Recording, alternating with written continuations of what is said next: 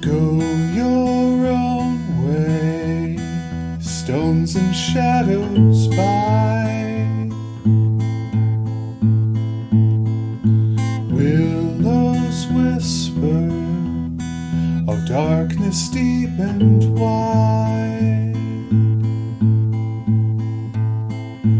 In the forest, there is no place to hide. Strange bells, tonight I fear that I will not survive the dying of the light.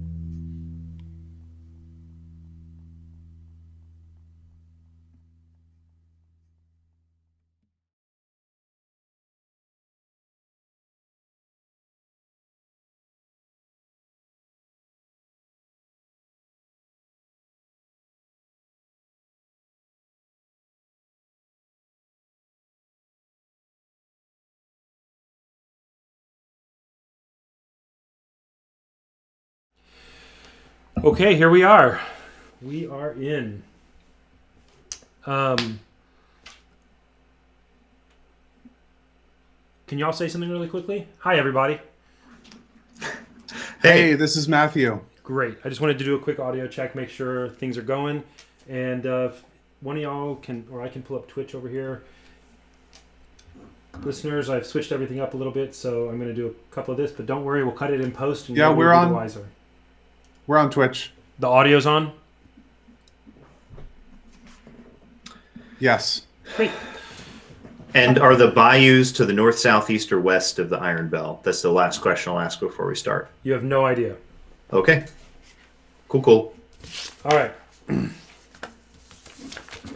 there are bayous all over. Okay, cool. So, hi everybody. This is the Starfall Collective Season 3, The Dying of the Light.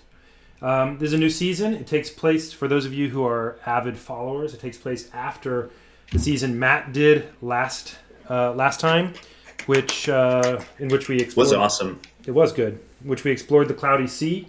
This season, I'll give you a little bit of intro in a minute, but first let's introduce me and the players. My name is Sir Robert Burbridge, and I do this, and this is my entire life. Yes. Just kidding. I have some other things going on. And you can find stuff at thefarce.net. Immediately to my that way on your screen is Matt. Hey, what's up? My name is Matthew Talamini. I'm a writer and web developer based in Providence, Rhode Island, and you can find my stuff at MatthewTalamini.com. That's Matthew, TALAMINI.com. Over to you, Josh. Oh, I have to howl to compete with the wolf factor of my main Matthew Talamini. That is a sick werewolf beard. I was just going to say, this is Wild Wolfman Jack coming to you, etc. So my name's Josh, and I am playing Sleen, the tiefling druid-ish. And I also have a number of things going on, but if you check out the Starfall Collective subreddit, catch up with me there, we can talk about stuff. And adults and children alike may go to the starfallcollective.com. It will soon have more content than it does, one hopes, and also will link to Josh's Reddit content that he just mentioned. So I know I'm going to get tens of thousands of emails asking why are there only 2 people tonight instead of the normal more. Just to let everybody know, a couple little changes for this season. We've got actually quite a bit of interest, so we're going to be playing the game a little bit differently, a little more West Marches style, because we've got 8 or 9 people who want to be involved. And in order for that to work and not be excruciatingly difficult to manage, we will have usually 4 a night, but they may not always be the same 4. So, great. Let's get into the episode, into the action here. I need to give these guys a little bit of mechanical information, technical information for some stuff that we're doing a little differently because of the story here.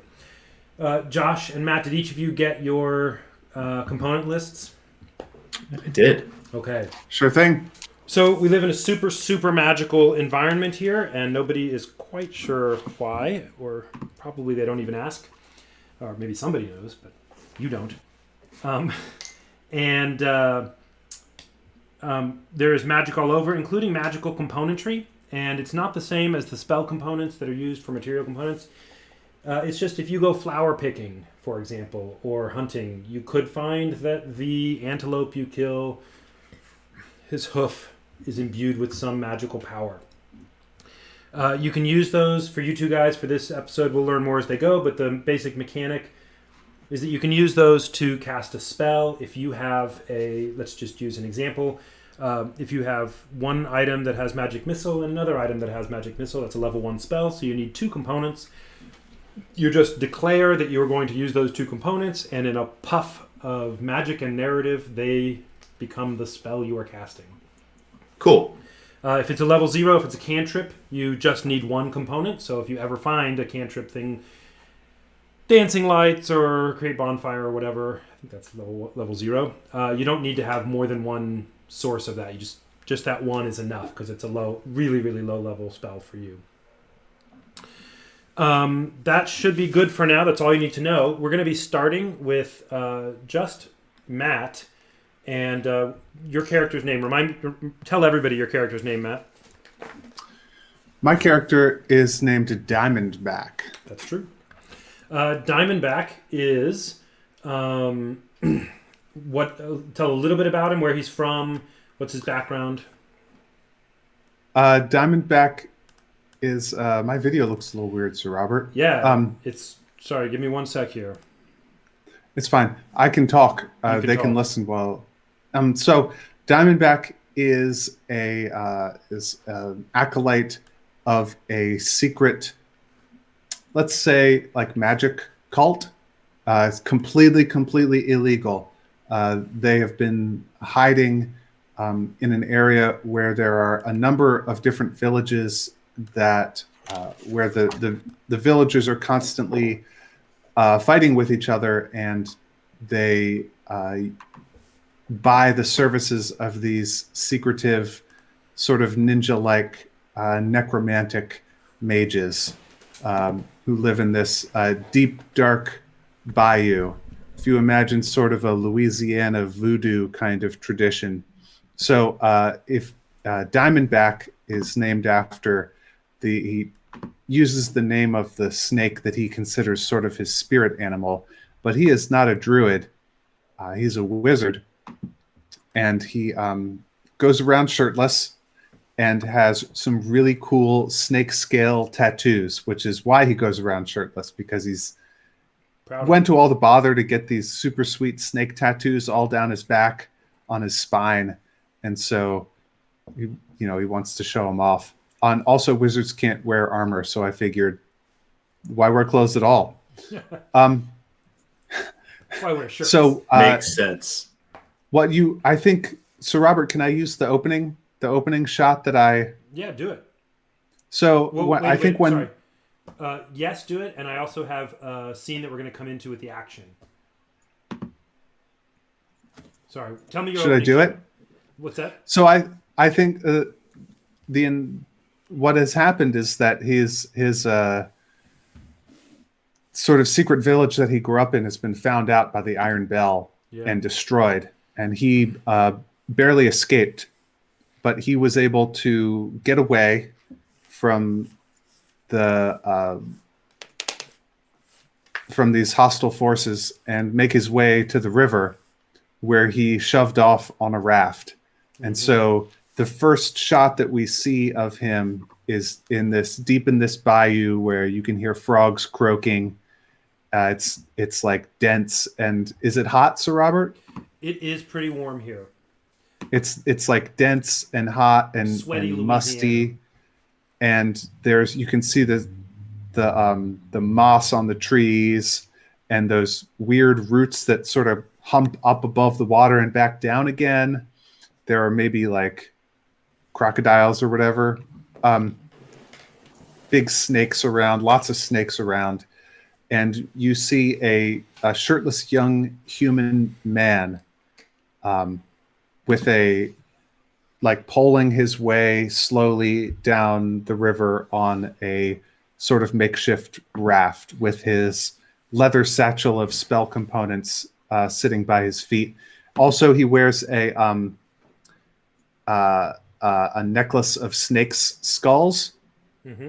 and the particular a diamondback's teeth have this sort of wickedly curved inward, and you would see the dagger at his hip is in the exact shape of a diamondback fang. What's So that very dagger? curved. Daggers being rare. What's that dagger made of? Oh, this is Sorry, I mean this is metal made being of rare. it's made of bone. Okay. This is a sharpened bone dagger. It looks very ceremonial, like you would use it for like a maybe killing a chicken in a voodoo ritual. Sure. We've It's all that been kind there. of dagger. There's mystic sigils all over it. The particular dagger is not actually magical. It's not like a +1 dagger of raising the dead or anything like that. But Diamondback would very much like it to be. Sure. All right, that sounds great. Josh, your character is not here yet, so we're going to continue the story, and we will encounter you sometime in the future, unless Diamondback comes to an untimely demise. Sure. This may very well happen. Diamondback not have a lot of hit points here. Yeah. Okay, so hey, let me give y'all. Matt, let me ask you: how long ago did this raid on your village happen? How is this? Days ago, months ago, hours ago, moments ago? I mean, I guess it's up to you, but I'm imagining that he has probably got away from immediate danger Mm-hmm. and then curled up somewhere Yeah. on the side of the river to sleep and rest and collect himself, and then maybe looked around and didn't find anything interesting in the place he had landed after a couple of hours. And so now he's just floating down the river, uh, not really Not knowing knowing what to do or Sure. not really knowing what the next thing is for him. Okay, and so one of the things your character would know is that if you're floating down the bayou, right? You're floating downriver is away from the center of power of the Iron Bell. Right. That I'm also going into Monster You're Land. going into the land of the beast. That's right. They don't understand, though. I'm a bigger monster than any of them. That's right. They're not trapped in here with you. So I mean, you're not trapped in there with them. So we're going to go down the river, and you fell asleep. You don't know how long you've been on the river. You know you've gone down for a bit. And just for our players to know, there is no sky here in the Starfall Season 3. What there is there's a swamp here, or some places it's a jungle or whatever, forms a canopy overhead, a thick canopy that you can't see through.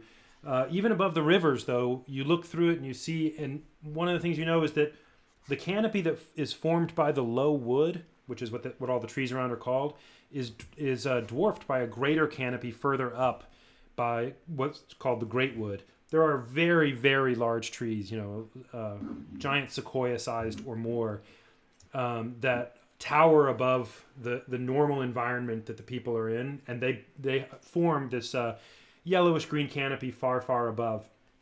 So our characters here, all they know about the world is the swamp and the canopy above. And when there's a little break in the canopy, they know that there's also another canopy above that, and who knows, maybe it's canopies all the way. So one of the consequences of that is that it is every night in this world it is pitch black, and it is never bright day. It is a yellow green kind of gloom with almost an almost constant mist swirling around everywhere. When that mist, that magical mist that swirls around as a fog on the ground, sometimes that concentrates in places it's hard to notice unless there's a very magical thing there. But that magic swirls around things, and if you become adept at it, you can identify a plant or animal that has more of the mist around it. And we'll talk about that in a little bit. This will be relevant to you guys.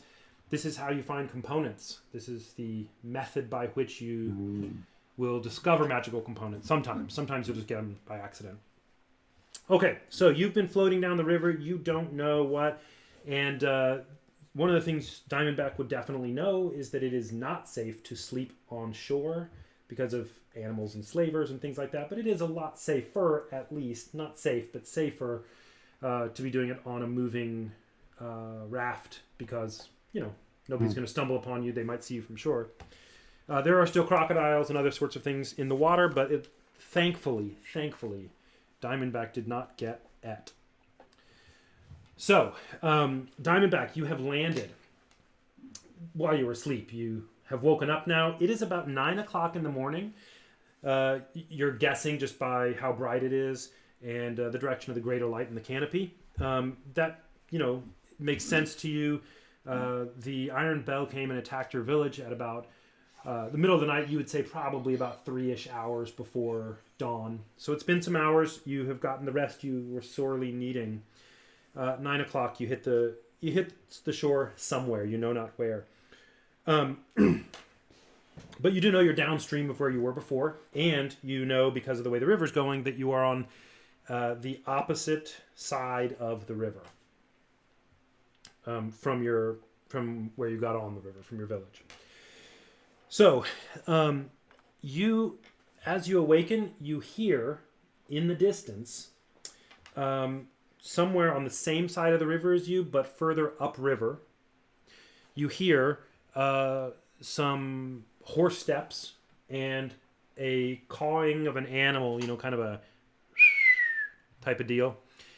And you are pretty sure, not 100% sure, but you are pretty sure that is the friendly animal, the pet, the maybe familiar even, of the captain of the tribute patrol that came to your town. He's a falconer. You saw it, and they often do that to find anybody who's gotten away from them. And so you are aware that there is a falcon nearby, probably trying to find you. What we're going to do is, this is a mechanic that I'm introducing for us here that is a chase mechanic. You get to try to evade your captors, Matt. We're going to do it an hour at a time until you have fully evaded them. You know not how far they are, but I do. And here's how it's going to work. Go into D&D Beyond or whatever you're using for your stats. Yeah. And we are going to do for each hour, you're going to do 6, basically during a chase sequence, it's kind of tense. You're going to do 6 rolls for me. You get to pick what skill you're using, athletics, so forth, as long as you can defend for me why that's a reasonable thing to use to evade your captors. Probably Arcana is not going to work for you as much. Athletics, survival, stealth might.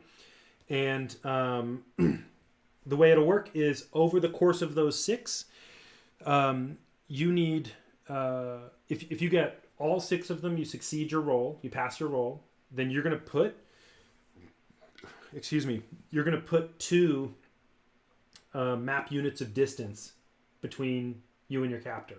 You and your pursuers, I'm sorry.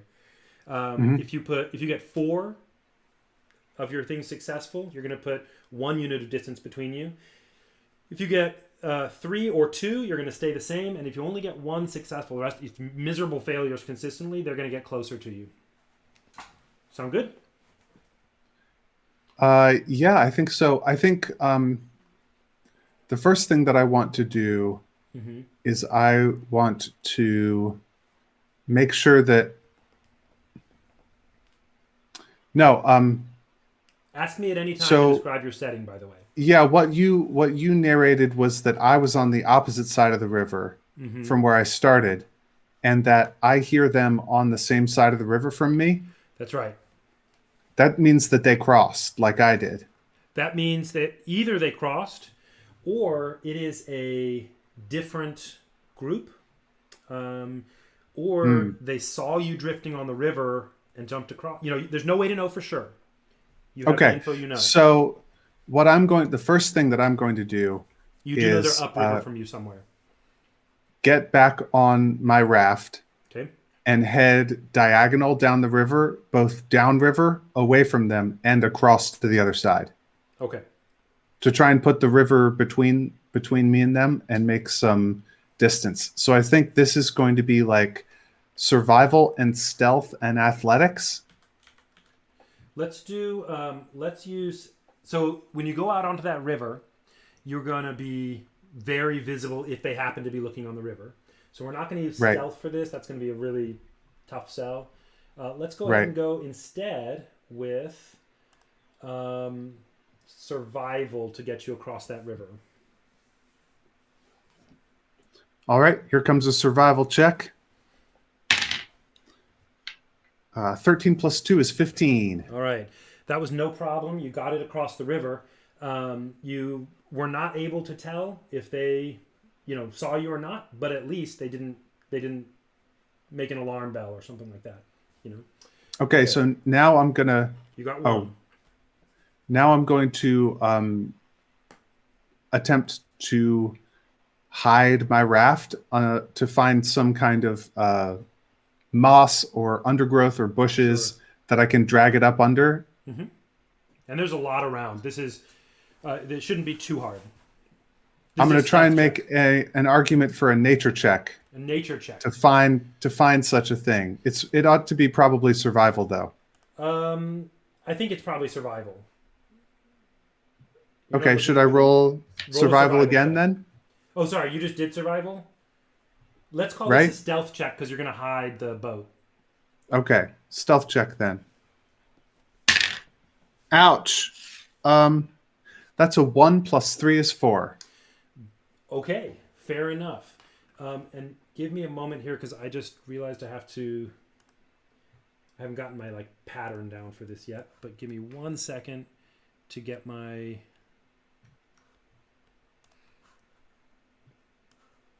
Y'all want to wait for a sec? Okay, great.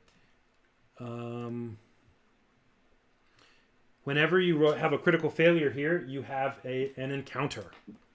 So you found you did not get escape as you wanted. Sorry. What happened is you grabbed your raft and you're dragging it up. You found a really actually decent spot, you think, to put it. It's a little set of brambles, but you pull it up, and there's an animal there, ready and waiting for you. Okay. I'm gonna and your choice, by the way, you can either just flee. Just don't forget that that's an option. Leave your raft; it's out in the open, or you could try to fight the animal. Let me tell you what it is. Give me 1 second here. Sorry, I did not have that immediately ready. Oops. Okay. It is just a slightly larger than normal, but pretty normal lizard. Is its posture immediately threatening to me? It is not immediately threatening to you, but it is very cautious of you, and it seems to have, bitey teeth that it could nip you with. You're not super afraid of it, but it's there. Okay, I'm going to attempt to back away from it peacefully. Okay. Which I hope will be an animal handling check Yes, absolutely. towards my successful escape. Yeah, that definitely would work. And that's going to be an 11 plus 2 is 13. That'll work. The lizard is not interested in pursuing you. You just lifted up its nest. You still have your raft. You can try again to hide it. I'm okay with you trying the same stealth check again. Or you can move on. You just spent 10 minutes doing that. Right. So I think that I'm starting to panic a little bit because my raft is still out in the open and I feel like I'm out in the open. Okay. So I'm going to look around. I'm going to do they can they see me from here? What do I see? I'm gonna like scout across the river and see if I can see this hawk or whatever, Okay. which would maybe be a perception check. Yeah, look for that hawk. Perception will work totally well for that. I mean, it might be investigation.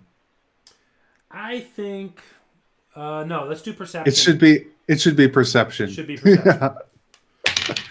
Uh, really bad. So How bad? 4 plus 2, Okay. 6. 6. You don't see it. Whew.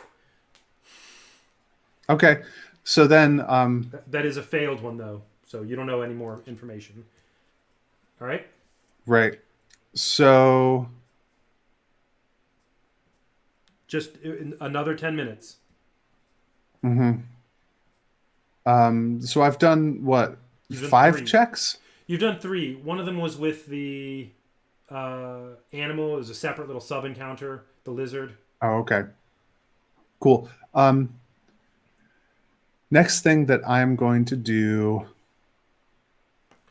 And I'll tell you, since you're on the other side of the river now, you crossed over pretty well, pretty straight across. You have information, and I'm going to say for now that you're facing away from the river. To your right is upriver. To your left is downriver. Okay? Okay. Going straight ahead, you have an idea that somewhere in that direction is a town that you have known of before. That a little bit of trade between your town and theirs, that kind of thing. You're not exactly sure where it is, but you think you might be able to get towards it. So one thing you could do is pursue going at least towards something that's not going to be terribly dangerous. Yeah, I think that's a good idea. I will. Yeah, so I'm going to forget about the raft. I'm going to say it seems like Sure. they didn't follow me. It seems like they have not followed me across the river because I looked. I didn't see them in the water. So like I didn't see the hawk. So I'm going to leave the raft.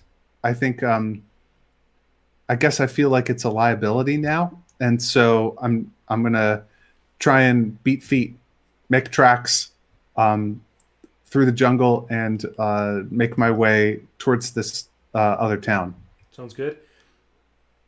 And Diamondback thinks of, just for you to know, Diamondback thinks of that in terms of upriver, downriver, and counterclockwise or clockwise, except he doesn't say counterclockwise, around the circle. Matt, you can think of this if you want as northwest-ish. I don't know if it matters to you, but go ahead. I'm gonna make my way to the right and in away from the river. Okay, yep. So you're going upriver. Yep, you're going kind of upstream, but also inland. Yes, and I'm trying to not so much be as stealthy, but rather be fast. Okay. Do you want to use some particular check for that? Athletics, perhaps? I mean, athletics is really bad for me. You know what? Actually, speaking of what's bad for me and what's not, I think that Diamondback would climb a tree. Okay. I'm going to climb a tree. I saw a scary animal. I'm going to leave my raft, climb a tree, try and find a good spot where I can get up a tree and hide. Get up a tree and hide, or okay. So I want like, let's do athletics. Survival check to find a good tree, acrobatics to climb the tree. Sure, I'll take that. Survival first for the good tree.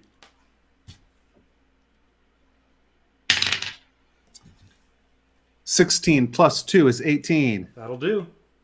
And let's And then see if acrobatics. Acrobatics to get yourself up there. 11 plus 3 is 14. That is also totally fine. You're on a DC. This is a 50-50. You're on a DC 10. Nice. And so then can I stealth check to actually hide? Yeah, I'll take that this time. Come on. 10 plus 3 is 13. It's enough. That'll work for well enough for now. So this hour, what you did, you took an hour. You jumped on. You saw that, heard the falcon. You jump on your raft, pull it across. You get across and you drag that raft. It's a makeshift raft, so it's not heavy, but you want to hide it so you're not seen.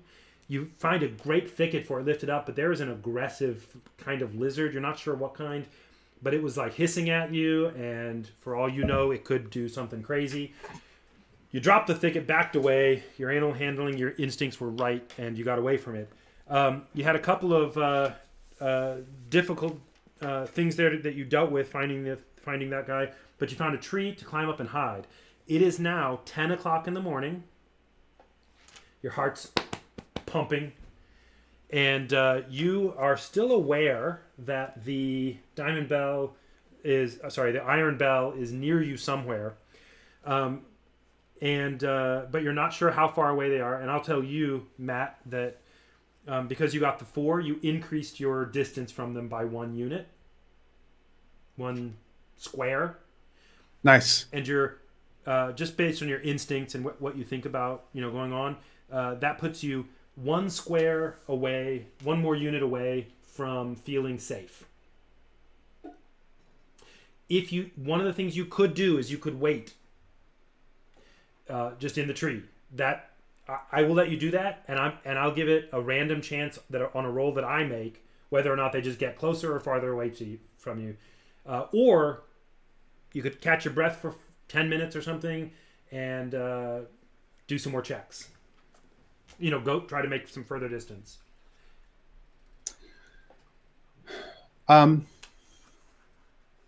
Diamondback is very like. I think what I want to do is look around from my treetop perch. I want to do another perception to just perception. See if I can see any sign at all. Mm-hmm. And I want to take my time and do it right. Definitely. As a matter of fact, because you're not on the ground, I'm going to give you advantage on this. You are not where they would expect you, but you also have a better vantage point from 3/4 the way up this tree. So take advantage. Nice.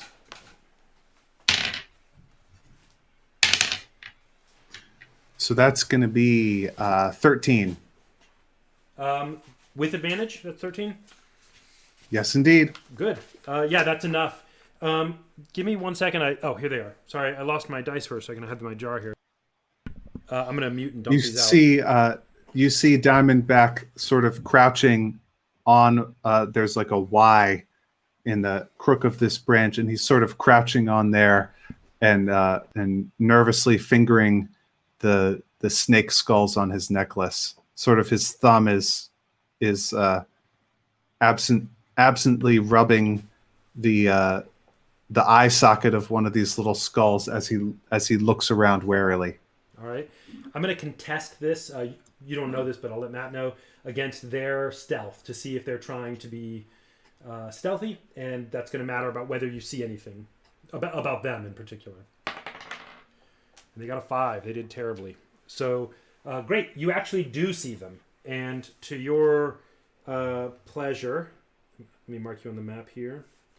To your pleasure, you actually get a good sight of the falcon first. You see it circling above the treetops. And then from where it's circling, you get a good sense of where they are. See a little bit of horse or something like that. And you can see that they are... Are they on the same side of the river as me? No, they're still on the opposite side of the river. Okay. And they're looking around there, which is a great sign for you. You're not sure. They're a little bit away from the shore, so they don't seem to think that you're on the river. They think you crossed the river and then bolted. They are far enough away that you think if you could make a good set of successful motion away from them, more or less in the same direction you're going, kind of northeast. So a little bit upstream, a little bit inland. You'll feel confident that you've thrown them off the track. So use the rest of this. That was your first roll for this hour. Use the rest of this hour to do that. Yeah, I think that I do not want to stay up in this tree. Mm-hmm. I think the tree would give me good high. It would give me good cover from them if they were merely mounted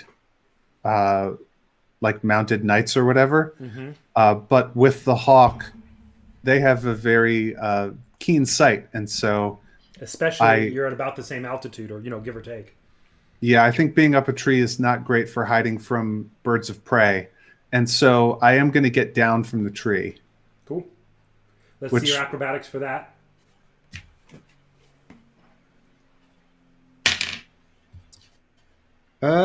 12. It'll do. You, I wouldn't say gracefully, but you safely descend with no issues, and you know about the right direction to go. Now, I'm gonna say probably it would be because you have an advantage here. They're looking on the other side of the river in a different direction. You don't have a direct line of sight to them. The falcon may or may not. You're probably going to be better off slow and steady than sprinting and making a lot of noise. But Diamondback, make the call. Here's what I want to do. While making this decision, can I make use of my my wizardly mental acuity and use either what I know of the history of the area and my history with the Iron Bell, or the history of my culture's encounters with these oppressors, Yeah. or possibly insight to figure out what their intentions are, to look at how they were moving and how the hawk was when I caught a glimpse of them, and see if I can figure out what their future plans are on the basis of that. Yeah, I will let you use either. History will tell you how they tend to operate, and insight will tell you what these guys, is an attempt to know what these Right. guys are thinking. You pick. I want to know what these guys are thinking. Go for it. So I sit and I ponder. And that is 9 plus 4 is 13. That is a passing mark. Your best guess about what they're thinking is you're not exactly sure why they came to your town, but what you do know is that they were not coming for a normal tribute. They did some damage. They were burning stuff and doing something. I think. Oh, go on. Your best guess about this is that they just don't want anybody to survive. So they're probably not. Your guess is they're probably not coming with a vengeance, but they definitely, if they can find you with a decent amount of effort, they'll find you to kill you. Okay. Yeah, I'm gonna go. Okay. We need 3 more rolls for this hour. Awesome. So stealth to sneak away. Let's do it. And are you going to be trying to do it quickly, or just cover your tracks and take your time to make sure you're not leaving anything? Cover my tracks. Take my time. Okay, do it with advantage. I feel like I would hear or see. I've got pretty good, not that good passive perception. Never mind. Okay. Just a 12. But I feel like if men with horses were crossing the river, I would hear it. Yeah. So what you do know about this patrol is that the patrol captain who carries the bell, all the patrols have a bell, it is him and 1 orc and 1 human. The orc and the human do not have horses. The captain does. So, I mean, Yeah, it's but something you know, but you don't know what's going on. if these like armed and with a horse warriors were to cross the river, I think I would get wind of it. And so yeah, I'm not going to hang around, and if I feel like I'm pretty safe until I hear them crossing the river. That sounds good. And you're getting further away, but you're not too far away yet to feel like you couldn't hear that. So go for it. Cool. Take your time. Roll with advantage if you're going to try to cover your tracks, since you're not like trying to move really quickly. Yeah. He's still not great. 11. Okay, it's enough. You are more or less confident that you covered your tracks okay. You think, yeah, that Cool. probably will do it. And I need 1 more. Wait, 1, 2, 3, 4. I need 2 more. You spend about 10 minutes sneaking away, carving up the path. Now, I'm going to tell you, as you've done this, you've come to a nice spot. You feel comfortable, and using this stealth, you worked your way to a little bit of a rockier area. So you're not leaving deep footprints. It's not soft soil or sand or anything like that. So you're on some rocks. It has a little bit of an outcropping that comes up, a few feet, not a whole lot. And you feel confident that if you keep going in the same basic direction, anywhere kind of to the west to north-ish, that whole kind of 90-degree angle, you're going to not leave too many more footprints because you've gotten a little bit further from the bayou and you're on more solid ground. Awesome. So I want to make a survival check to make sure I'm going the right direction to get towards this village that I have in my head as a destination. Yeah, that'll work. We can do survival for that. I mean, something like investigation would be better for me, or history. Let me think here. I don't think history will help you because you don't know exactly where Right. you woke up on the river. Yeah. I am willing for investigation. If you want to, I will tell you that your investigation check will be harder because you're going to be looking for signs of the village, and you don't know how far you are from it. If you could be Yeah. close, so you pick. I think survival check is correct. I'm going to do a survival check. I'd give it to you as investigation, but it would be a much harder. Oh, so that's a 20. DC. Ha ha ha. 20 plus 2 is a 22 on the survival check. All right. What that means that. Sorry, let me find your town. I'll give you you have a critical success on that.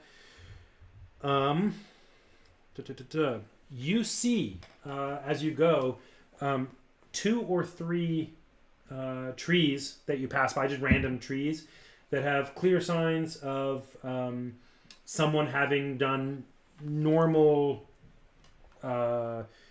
sort of wood chopping stuff near them, like cut down some branches, some signs of civilization that doesn't seem to be bear scratching or something like that. And you can tell a rough direction if you adjust your line of travel a little bit more inward, you could think of it as a little more inward. You're gonna be heading in a direction you feel you're very confident is the right direction for your town. For this town, not this town. Yeah, so I want to go fast now. Okay. I don't want to make a whole lot of noise, but I want to try and put some distance. So maybe not run, but fast walk. Like do a real power walk. Okay. And I'm hoping to make an athletics check here. Sure. I'll take that. Although I have +0 in athletics, being a intellectual sort. But that's a 16. That is actually a great one then. Great. So what has happened, that's 5 successes in a row. 6 successes in a row for that one. Whereas on the previous one, you failed 2 of your checks, which means you were able to put a bit of distance between them. This time, you really outstripped him and you feel totally confident. As a matter of fact, you are pretty confident, and correctly so, that you are no longer in a pursuit scenario. So that's good. Whew. Yeah. Diamondback adjusts his satchel over one shoulder, and you see his posture sort of relax and some of his sort of back muscles like unclench a little bit. Mm-hmm. You, from your really, really good success with investigation, you are guessing that you are somewhere in the vicinity of a day away from the town. If you were walking at a, pretty normal rate, it would be on the dangerous side to try to sprint there. Also, it is 11 o'clock right now. You evaded for about 2 hours from the Iron Bell. We're able to make some good ground. It's 11 o'clock in the morning. And so your best guess is that you are going to, if you decide to continue traveling to that town, it's going to take you until, say, in the neighborhood of midday tomorrow. noting that you're going to need to stop somewhere in a few hours to sleep for the night because it is dumb to be out at night in the jungle with nothing. Right. So fair enough. You have so we're in a mode now that's just traveling through the jungle, and you have a couple of options that you can do. One is you can travel further to your destination. Just spend an hour, 2 hours, whatever, traveling. Two, you can scavenge in this area for magical components. That's totally a legit thing that one could do. Those components will help you, if you happen to get in a fight or something like that. Three, you can spend an hour. This is something we'll get a mechanic later on. You can spend an hour with some of the components you already have and try to identify what the magic is in them, right? And I'll tell you about that if you choose that. You would already know, though, Diamondback would already know that he's very familiar with the components in his pouch. So it's probably not something you're going to be doing this time. Right. And then, well, I have some forbidden lore about the specific spell components I have in my pouch. That's right. And then the other thing you can do is you're going to be having to stop, so you can scout for a shelter. Sometimes in the jungle there are hollow logs or whatever. Sleeping out on the ground is not safe, not even close to safe. So it's very common that you'll spend an hour, 2 hours looking for the most optimal place. Probably you should spend some time moving before you do that. That's what your intuition tells you. Spend some time moving today. Yeah, I'm not. I mean, he's not a ranger. He spent most of his childhood indoors, but he is familiar with this. This is the environment he grew up in. So, I want to divide the rest of the day between making progress towards my destination and keeping an eye out for a nice hollow log or probably not a cave, but like a hollow tree. Sure. There are any caves sort of that are effectively rock hollows, which is like just a little back on the cave, and you could put a lean-to against it or something like that. So there's that kind of safe cave, not like a deep one. Right, but a place where I can hide safely. I want to sort of divide my efforts today between those two things. If I go, I'll say if I only walk an hour and I find a really good one, then I'm not going to stop. But if it gets into mid-afternoon, I'm going to start searching a little more thoroughly. And you know that you've got about 7 hours. So we'll do those 7 rolls, and just to give you a little heads up here. There's a chance as you're walking through, there's always a chance that you're going to find some creature that is not friendly to you. So just be aware. Yeah. What do you want to do first? Yes. Yeah. So what I'm going to do is make my way forward. Survival check? To walk through the woods. Yeah, survival check's fine. Yeah, that sounds good.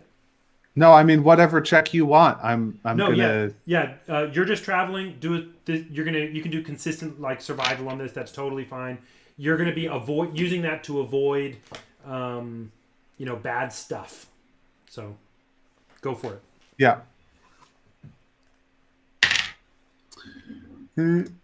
12 plus 2 is 14. Okay. You get closer to your destination. An hour has passed. It is now about noon, and you are nothing of note happened with a 12, with 14. Cool. Yeah, let's just do it again. We've got a couple more hours. So you got 6 more hours approximately until the dying of the light. 19. That is a great one. You make really good ground, and you know what happens, actually, with a very good roll. You were traveling again, right? Yeah. Okay. what happens with a roll like that is you came to you came upon an animal, a dead animal, which Okay. sounds lame, but it's a lot less lame than it sounds, because I will tell you in a moment what animal it is. Sorry, one sec. So just take me a sec.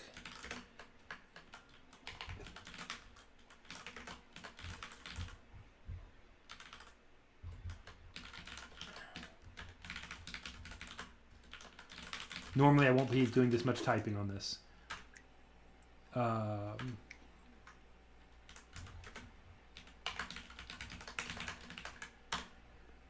Sorry, one sec. Okay, you found a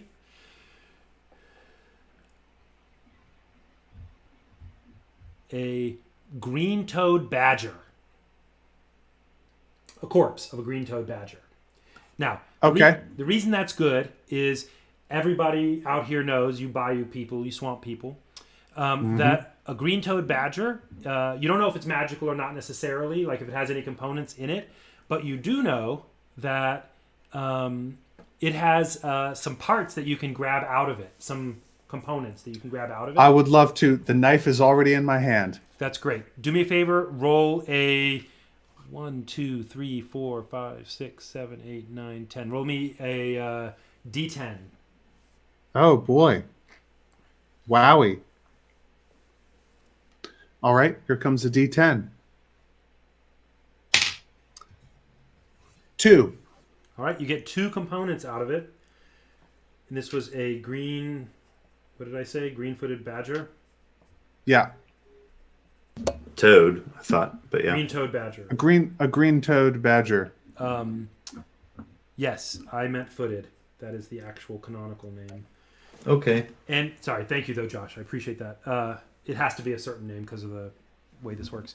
And what you do is actually you got out of it one of its claws that seems to you likely to have some kind of component on it, as well as let's see, a bit of the tail.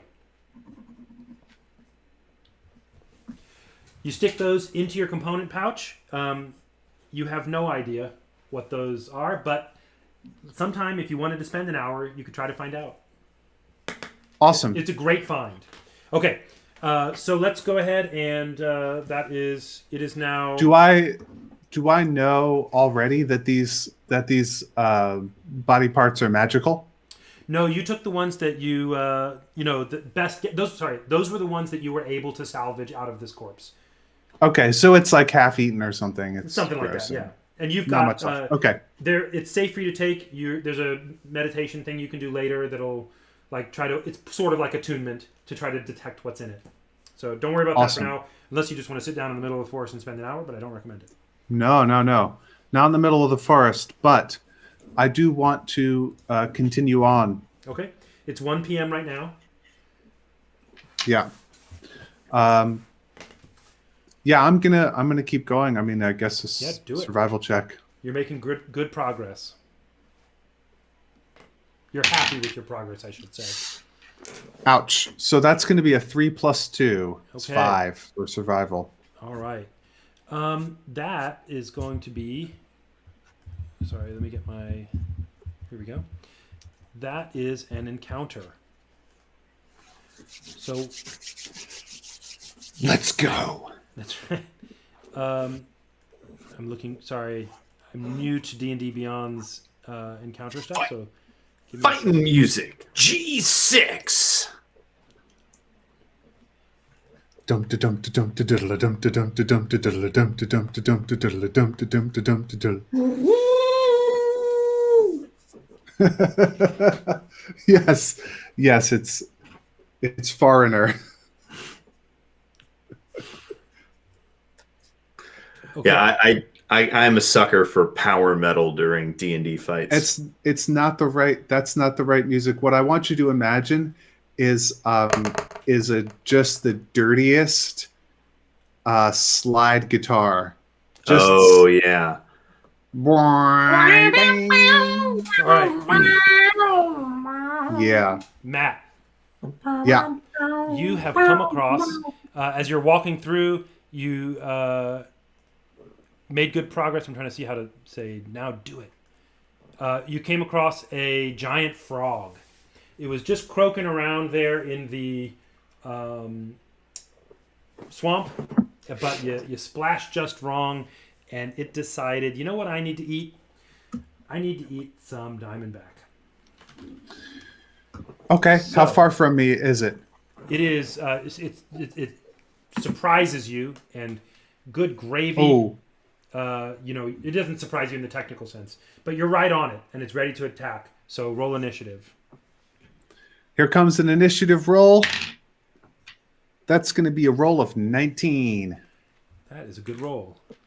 All right, and let's start. Is how I do this. Okay. It sees you. You see it. It sees you. It is aggressive, and you probably, if you try to run, it'll get an opportunity attack on you. So you need to probably do something to deal with it.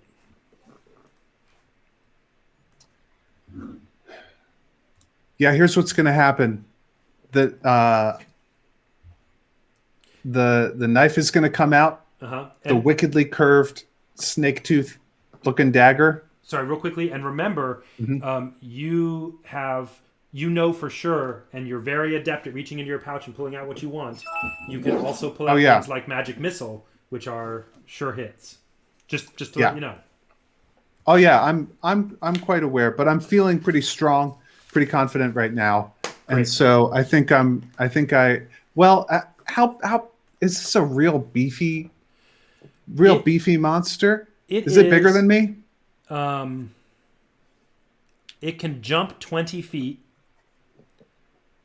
Well, it's a frog. Sorry, it can go 20 feet high, 20 feet, and it can jump 10 feet into the air with or without a running start. And it's big enough that you should be a little afraid of it, but it's not. It's a fair fight. That's how to say it. It's a. Okay, yeah. So it's gonna get the dagger. Okay. So that is a really bad roll. A 5 + 5 is 10 to hit. That's the to hit. And sorry, this is my being inexperienced with. What's its DMing. armor class? Armor class. That's what I should be looking for. 11. You got a 10? Not quite good enough. Okay. The frog, ribbit, and freaks out at you, and it goes for a bite attack on you. Oh no. Which is a 13. Is that enough to hit your armor class? Just barely, but it does hit me. Okay. And it does it for 2 damage. Okay. Thankfully for you, it got a very not good roll. Do I feel like that? Like, ouch! Oh, this frog. Ugh. Do I feel like having been attacked by it, and of course, in the heat of battle, he might not be able to figure this out. You know that it barely got you. Okay, it barely got me for 2. It could have done more. It could have done significantly more damage. Okay. It reached out for you and it hit you, but it just kind of got a little bit of your hand as you were swinging with the dagger, and you pulled it back and it drew a little bit of blood. It's a scratch, but you know that if those jaws had clamped down on you, you wouldn't have been in good shape. Okay. What I'm going to do is, having gotten bit, I am going to reach into that component pouch, and I'm going to pull out one of my portions of fire-necked antelope scat. Okay. And a piece of black-footed deer paw. And I'm going to use those 2 to create a magic missile spell. Okay. And the way you do that, and you know this already, but for our listeners, And Matt, sorry, real quick, what was the first component that you added to that? I apologize for the interrupt. Fire-necked antelope scat.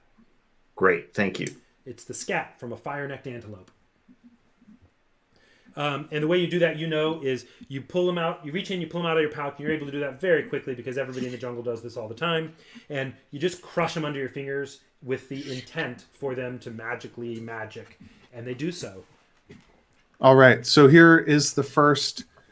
I create 3 glowing darts of force, and you're a each wizard, dart. right?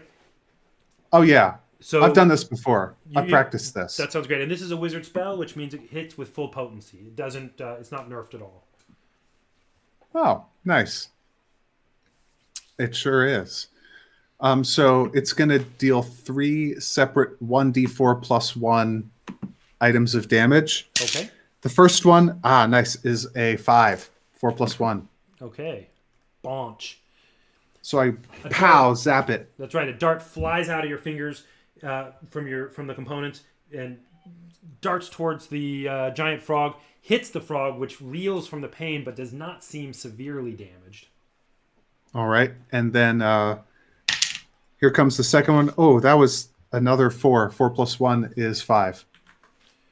The frog is it's not looking great. It's got some visible bleeding, but it's not back down yet. I mean, it can't back down yet. It's all in the middle of one action. But you can tell that one hit it right in something sensitive. Wow, I just rolled 3 4s in a row. Wow. That's another 5. All right. It's looking great for Diamondback. It is looking good for him. The frog is. You think you're close to finishing it off, but it definitely is still here. It's not dead. It immediately after that last thing comes on, it's not going to wait for another moment for you to do it again, and it really aggressively pounces at you to hit you. It rolls a natural 20. Ouch. Which does some damage. And it does 6 damage because it's doubled.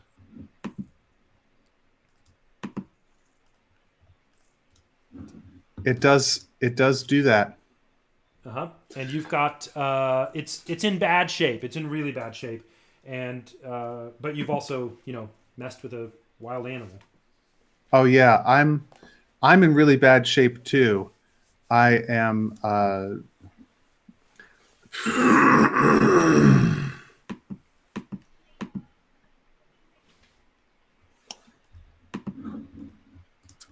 think that I'm shaken.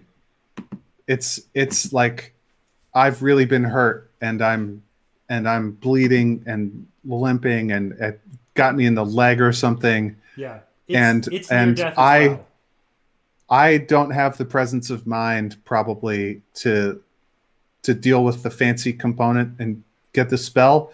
I pull my dagger and I make another dagger attack against it. Okay.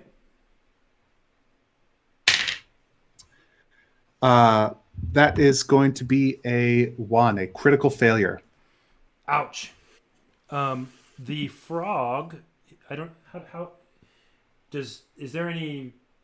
I know that you double damage on a critical hit. Is there some canonical thing for a critical failure? That's an automatic miss. It's usually an automatic miss. Yeah. Okay. You miss and you fall to one knee. You're not prone, but you slip hard and you're in bad shape. The frog, having seen how much damage you just did to it, I'm going to check to see if he...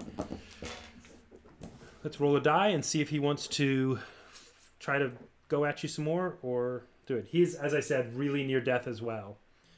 Let's see what he does. A 12. The frog is going to...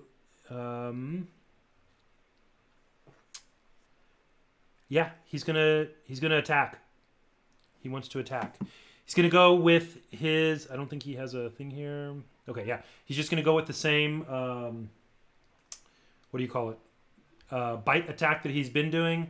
And let's see what goes on. All right. Does an 11 hit? An 11 does not hit. Does not hit. The frog surprised by your attack. It goes for you again, but that's when you slip, and he just misses you. He is bleeding as you are. Your blood mingling, brothers in the jungle. Beautiful. Yeah, it's your turn. I think that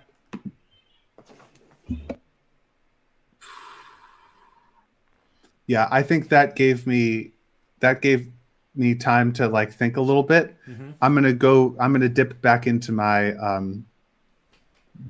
pouch Okay. and pull out one silky backed cardinal blood packet, and combine that with um, combine that with one of my black winged bat claws to create another magic missile spell.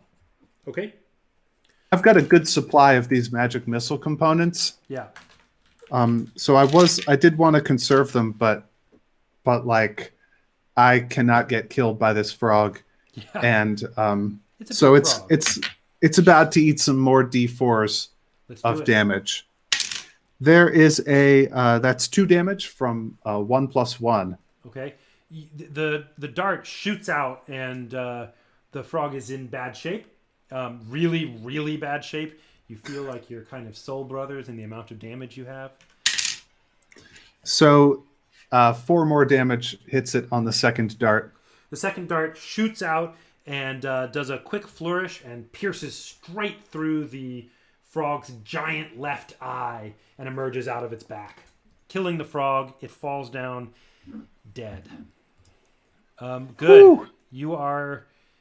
that was a tough encounter, but you survived. You have an option now. You probably could use a little bit of rest. It's not a safe spot still. You can, if you want, try to harvest some components out of the frog. Oh yeah. Okay? You have got a... Give me 1 second and I will tell you. It is type frog, which makes sense. Which means that... Here you go. Roll me a d8.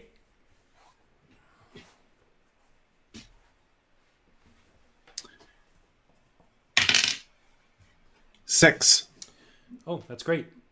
You get the leftover eye, the other eye that didn't pop. Sorry, and I should tell you this is a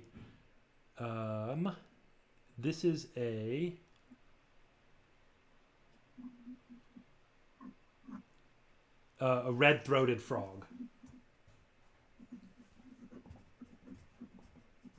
All right, so I add 1 red-throated frog eye to my inventory. Yeah, but you got a 6, so you get a couple more ingredients or components as well. You also get a portion of its tongue, as well as some of the brain. There you go. You'll have All right. Two of each. No, one of each. One of each. Yeah. Awesome. Okay. So I'm going to... This is the time when I'm going to make a really thorough effort to find a place to rest. Okay. That's a good thing. Hopefully you do not get another, what do you call those, critical failure. Yeah, hopefully.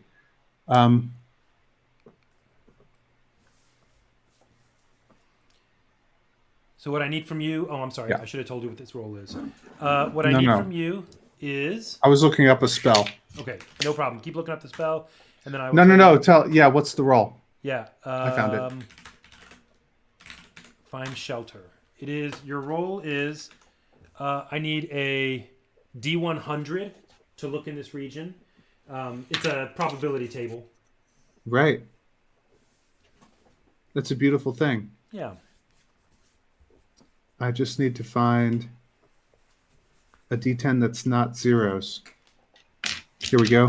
Okay. TDD, table-driven dungeon mastering. That's right.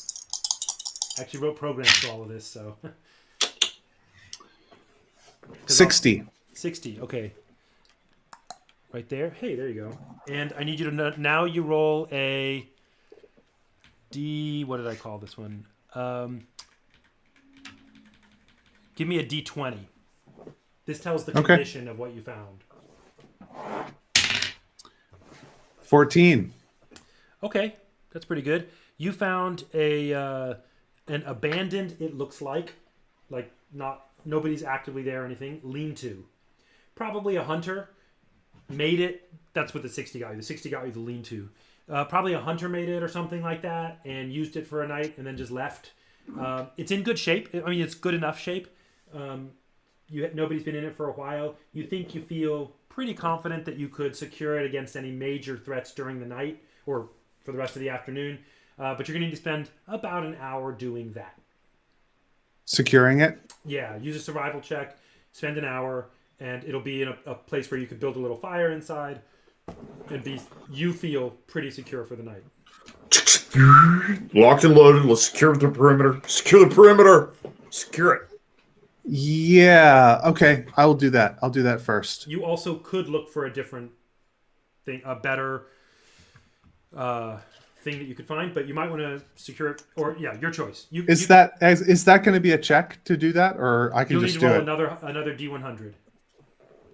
Oh, okay. Yeah, I will fix up this lean-to that somebody has left behind. Okay. And try and make it into a place where I can rest. I was debating whether to take an hour-long short rest so that I could spend a hit die, and maybe get some hit points back.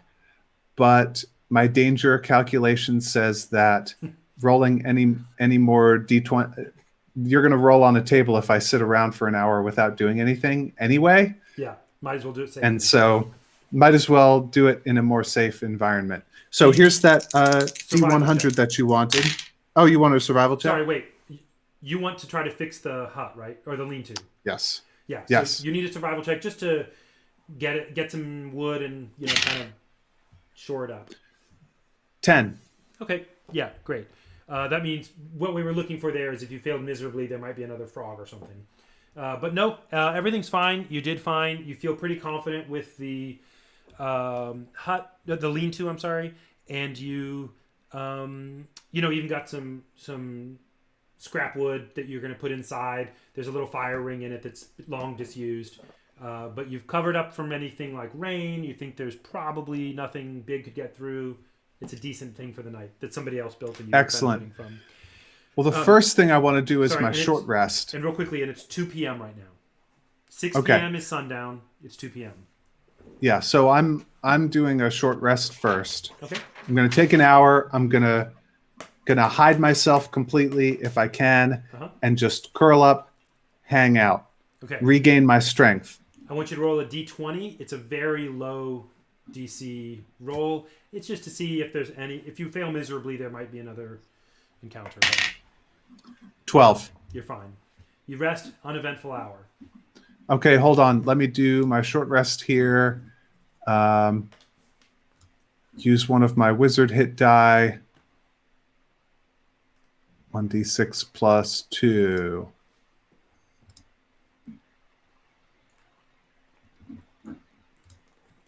Okay, so I need to roll a d6. I can never find my d6s for this, so I'm going to use Google to roll it. I could roll one for you if you wanted. I got it. Okay. Here it goes. So I get 6 hit points back. Cool. That's great. And for our listening audience, you were really low, weren't you? I had 1 hit point left. Aha. That is... I knew you were a level 1 wizard. I wasn't sure how many hit points that entails. A CR 1/4 creature kills a level 1 wizard pretty frequently. Yeah. But Magic Missile's a good spell. Yeah. I should have just blasted it with Magic Missile over and over again. And this is why low-level wizards don't leave the tower. And also, Matt, everybody in the jungle, most people, default to their component pouch. That's why. So, good. Yeah. It is now, you just rested for an hour, so it is now, I think, 4 p.m., is that right? Yeah, I think so. Okay. you've got 2 hours, and then the night where you have to sleep through the night, or at least be in your lean-to for the night. Your options are to try to make one more hour somewhere, and then look for another shelter, which would take you another hour. Or you can just go for 2 hours and sleep in the middle of the woods. Or you could try to go through the night here, and you'd have a 14-hour night. The nights work a little differently because you'll be sleeping. It's a long rest if you want, and it'll, do that. You could also you could also go hunting for components in your local area. So what I would like to do is I would like to set up an alarm spell, Okay. which I can do by combining one of my black-footed deer paws with one of my white-furred tiger scat portions. What kind of tiger was that? White-furred tiger scat. Okay. And that is going to give me 8 hours of alarm spell. Actually, you know what? I don't want to do it yet. Okay. I'm going to do that at sundown. That makes good sense to me. But I've already taken those items out of my inventory. It doesn't matter. No, it's fine. But what I want to do until then is I want to examine the frog eye, the frog tongue, the frog brain, the badger claw, and the badger tail to see what properties they may or may not have. Okay, here's how that works. You're going to have to do something like attune. The mechanism is basically attunement, and you destroy it in the process. So you're going to be like, you'll know about it for the future, but you'll destroy it in the process. And basically what you do is you spend an hour. Let's say you're doing the frog tongue, just picking one randomly. You spend an hour and you just, run it through your fingers, taste it, meditate on it, so forth. And there you go. Okay. Yeah, so I'm just going to... You know what I'm going to do real quickly? Hold on just a sec. I forgot about that mechanism that it destroys in the process. So I'm going to roll a d4 on those components that you have and tell you how many of them you got. Okay. Just because I want to... Badger claw, badger tail, frog eye, frog brain, frog tongue. Okay. You got 2 of the badger claw. I'm writing these down as well, but 2 of the badger claw, 2 of the badger tail. Oh, you definitely only got 1 frog eye because... Right. That's definitely... Yeah, there was only 1 left. You got a 2 again on the tongue. And I just rolled 4 2s in a row. You got a 2 again on the tongue. Perfect. So yeah, I'm going to go through just for the next 5 hours, I think. Yeah. I am going 6 hours, to... Right? I've got 5 new types of ingredients that I don't know anything about. Okay. So I'm going to spend the next 5 hours investigating them, that'll take me 3 hours into the night, and then I'll sleep for the rest of the night. Okay, that's totally fine. Yeah, let's do that. Let me get my guy here. Hold on. And before I go to sleep, I'm going to set up that alarm spell around me so that I'll get a ringle-dingle chime sound in my mind if anything comes near me. Sounds good. Give me 1 second, and I'm going to enter into my program what you're looking for. This is a green-footed badger. Sorry, 1 sec. Excuse me. Did that work? That did work. Okay. So you're just going to do each one of those once, except for the eye, or including the eye. Including the eye, yeah. I'll destroy this eye. It's more important to me to know what it does, and I'm definitely I have a secret spell book. Yeah. Very, very, very secret. I haven't decided. I think that it's hidden in my pants somewhere. I've got a secret pocket in my pants or something, where I've got this notes that I take. But I'm noting these things down so that I could possibly share these with other people that I meet, or just keep them for future reference and never ever forget. Sounds good.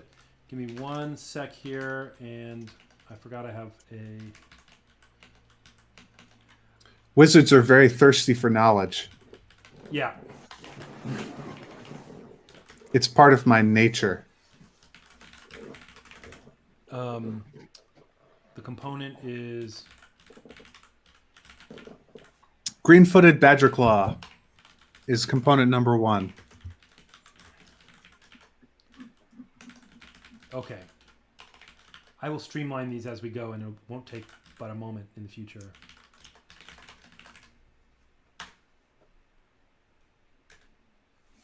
Green-footed badger claw.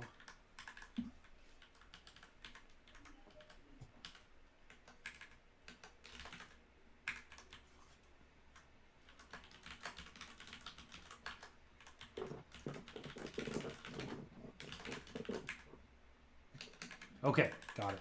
Sorry. Here we go. You found... and I need you to roll. There is a small chance of total failure when you're doing this, but there's also a chance, whatever. Am I rolling Just roll Arcana? Sorry? Yeah, roll your Arcana. Am I That'll rolling? work. Yeah. And this is the claw. Okay. Unless it could be investigation or religion. I would allow... No, let's do Arcana. Arcana is appropriate. Arcana is absolutely appropriate. That's going to be a 4 plus 2 is 6. Okay, not great. However, that does give you 1 if the level is successful, because the chances are much higher if it's a wizard spell, since you're a wizard.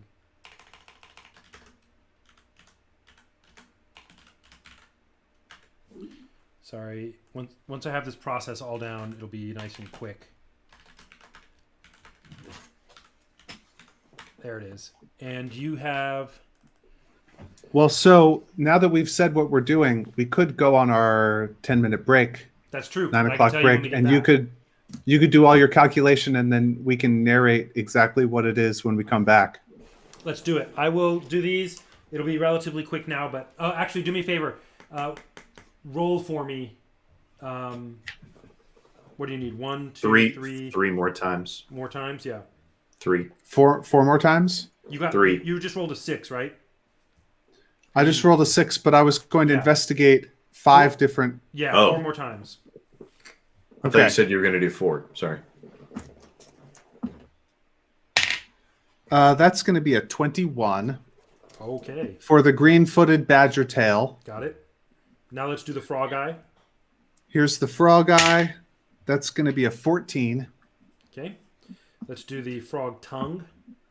The frog tongue is going to be another 6. And the brain. And the brain is going to be 19. Great. Okay, let's take our 10-minute break. We will be back we'll make it a 13-minute break. We'll be back at 9:10. Let me pull us into the thing there. Give me 1 sec.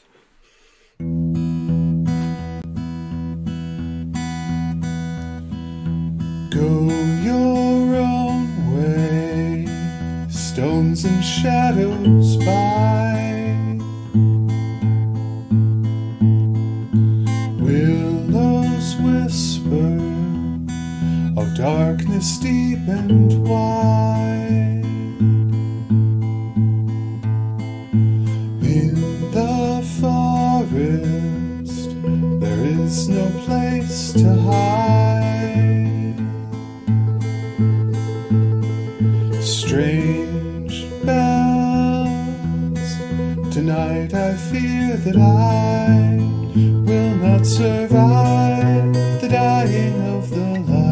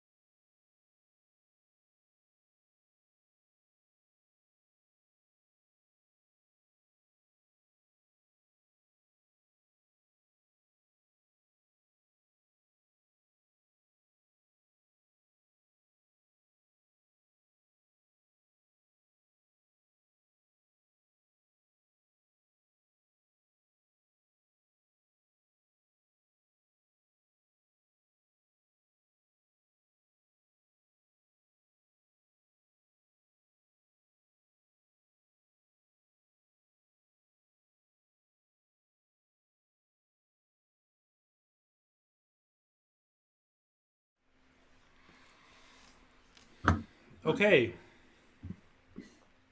We are back. Back in the salad again. Nice. So Robert, I have this question. Do it. So, the particular item that I'm examining gets destroyed. Right. So one of each of these is going to be destroyed by me studying it. That's right. Okay, so I will go ahead and subtract one each from my inventory, and that will leave me with 0 red-throated frog eyes remaining. But Right.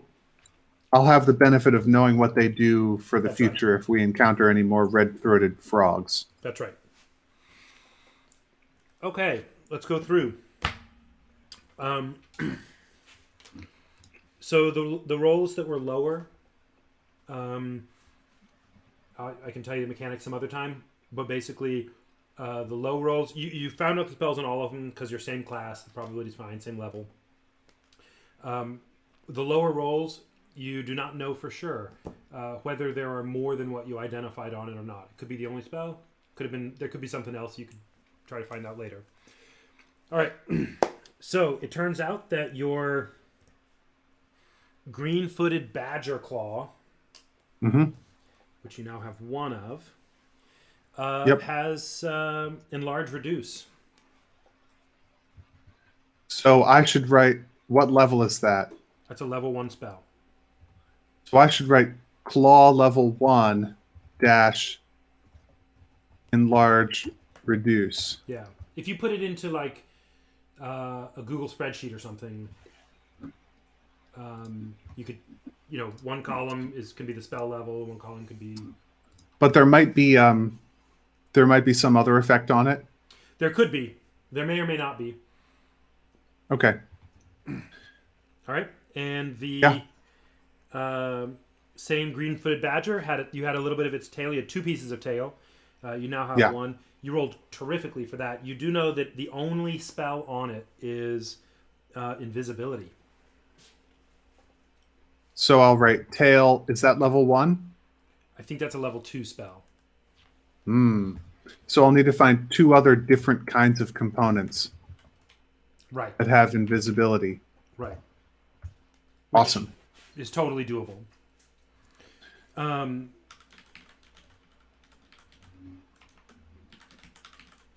Sorry, let's see that real quickly. And yeah, that's level 2 for sure. Okay. For the red-throated frog eye, Uh-huh. it had rope trick. What Which is a level? level 1 spell. Awesome. Okay. And finally, the tongue. You pulled the tongue out and you chewed on it and you fiddled with it for an hour and were able to determine that it had no magic in it to speak of. It's just a Okay, tongue. so I know that for sure. You know for sure it's just a frog tongue. Okay. And the same with the brain. It was just a brain. And what that means is you know for sure that all red-throated frog brains don't hold magic. Cool. But you discovered a bunch of cool new components. Yeah. I started I'm introducing a friend to muds just Cool. for fun. Sure. You remember those muds where like half the time when you kill something like an organ pops out? Sure. You're reminding me of that. I always used to wish in those muds that those, like, you would kill like a rat in the newbie dungeon and its Yeah. brain would pop out onto the floor. Yeah. And you could pick up the brain and just keep it and have it forever. And I used to always wish, like, I wish I could do something with these. Yeah, right. So Besides this is a fun mechanic. Good, I'm glad. Well, I cut my teeth on muds, so there we go. So I put up my alarm spell and go to sleep for the night. Okay. Now the night you were a couple of hours into the night, right? You had 5 at 4 p.m. You Yeah. had 3 hours in. Okay. During the time that you're awake, Sorry, and was your alarm spell a mental alarm only, or does it make a sound? I would want the mental alarm only. Okay, let me tell you two components about that. One is a mental alarm has a sonic alarm has the advantage that it could scare away anything if it was a low enough level. Has the disadvantage that it could attract something that was wanting. So you still want to go with mental? Yeah. Okay, not a problem. Let's have you roll, Matt, since you're the guy here. I'm going to have you roll. There are 3 possible encounters every night. You are in a that's every watch has a possible encounter. You Sure. are in a decent I'm in a shelter. lean-to. Yeah, you're in a decent lean-to shelter here, which means what that means for us is that your DC or the chance of an animal like trying to get in and something is pretty low. So go ahead and roll me a 20-sided die. Oh, actually, you know what? Just do a 20-sided die 3 times, 1 for each watch. All right, here we go. First one's going to be an 18. Totally fine. An uneventful time where you're doing your components. And then it's a 3. All right. And on my So this would be side- after I set up the alarm spell and go to bed. That's right. So this is for the alarm spell. You said you rolled a 3, so that's not an automatic, which is great for you. And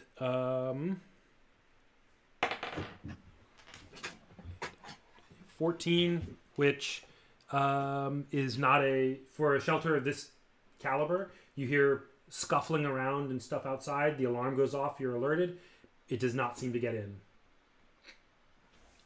Okay. Okay. Want to do the next roll? I go back to sleep and Yeah, roll whatever. again. At least you sit in the dark. 11. That's fine. No encounter this time. Because your lean-to is sturdy enough. If you had found, by the way, if the best thing you had found in the area was, for example, a clearing, 11 would have been, an animal is there you have to deal with. Or some creature is there. It might not have been an animal. Right. Okay, well, the night passed uneventfully for you. Something came near and sniffed around at the outside of your lean-to, but it was secured well enough that you didn't find out what it was, which is great. Do I get the benefits of a long rest? You do get a long rest. Awesome. Got my hit die back and restored 2 hit points. Good. Back up to my big nasty 9. Whoa, we got it. Okay, so great. Brawler. That's right. Josh, you ready too? Good to go, my man. Cool. Matt, let's Ready, go back. willing, and Let's able. Hit the road, Jack. You're still going towards a town. Mm-hmm. Is that right?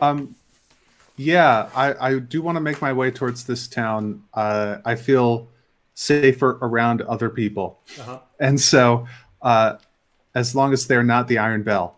Yeah. And so the first thing I'm going to do when I wake up is to try and remove any sign that I was here in case the Iron Bell is still searching for me. Okay. And I guess that would be a stealth check or a survival check, maybe. That would be. Which would you like? Let's do stealth. Okay. Here comes a stealth check of 3 + 3 is 6. Pretty bad. For all you know, I make a mess. You're perfect. Make a mess of things. That's right. I got footprints everywhere up in here. Let me take a note of 6. Not the kind of footprints I would notice. Sorry. I'll be back in just 1 second. Sure thing. Matt, you estimate that it's about 8 hours to get to where you're going. Okay, so that's a full day, and I better start. Mm-hmm. You have 12 hours of daylight, because of the wait. We're not on a hemisphere thing. Yep. I mean, let's start making those survival checks to walk. Let's do it. I guess. I mean, right? Yeah, you've got 11 hours left because you spent an hour making sure nobody could tell you were at your your campsite. Let's do it. Yeah. That's going to be a 2 plus 2 is 4. Survival check of 4. All right. That is, and also an encounter. Tell me what you're doing when you on that survival check on that hike. What kind of terrain are you in? What are you looking at? Well, I feel like I would probably be following one of the like a little creek or tributary of the river. So you've been walking inland and away. Yeah. Because you're walking kind of upstream, to follow it, you'd be going away from the direction of the town. Oh, You'll be so I'm not following the river. You'll be I was crossing just imagining tributaries. that I'm imagining that that Diamondback's mental map of the area probably involves little creeks and things that feed into the river, and that he might be spending some time during the day following a creek like that. Sure. And I'm imagining that a poor survival check might be him walking along the side of the creek and just slipping and falling in. Okay. Boom. Fair enough. I don't know. If you think something else happens, that's fine too, Mr. Dungeon Master. No, I'm saying, you tell me what you have in mind, because you just rolled an encounter, and I'm going to give you an encounter towards the terrain you were looking at. Sorry, how do I don't know. Get out of this previous encounter with the frog? I don't know. I haven't ever used the D&D Beyond encounter stuff. I do my own thing. Josh, you're muted. Have you tried dumping the cash? Good call. I actually just refreshed the page, went back. Okay, great. So sorry about that. And you rolled a, what did you say? A 6, a 4? 4. Okay. I'm gonna. That gives you in this range. I will get more fluid at this, by the way.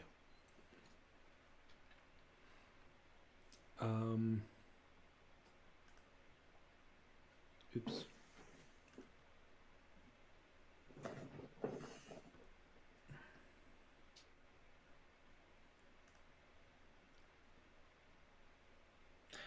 Ooh, They call me Quicksilver because I'm fluid, and I'll make you crazy if you hang out with me. Okay. You're walking along, doing your junk, and you're on the edge of the one of these little waterways that are in the swamp. It's like little winding things. You step on a little mossy section, but unfortunately, it was actually floating on top. So your foot just sinks in, and you get dunked up to the, mid thigh. You're scrambling around. You're okay, but you just caused a little bit of a ruckus around you.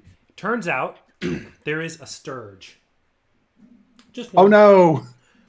And it is right there, ready to sting you, because sturges are just brutal, terrible, idiot things. And it wants to kill you to death. It's basically like a large, I think it's like a large mosquito-y type of thing. Yeah, they're like little demons with stingers and yeah. So here's let me just look at here's what I want.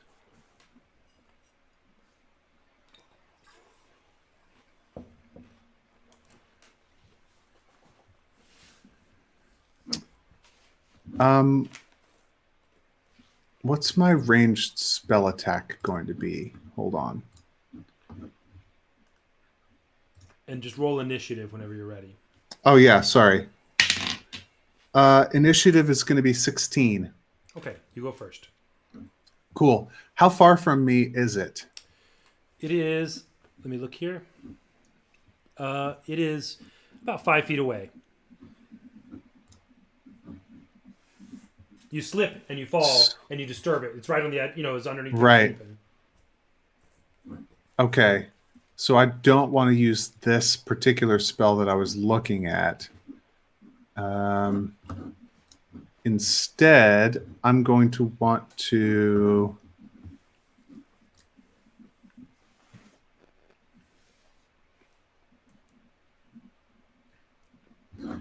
While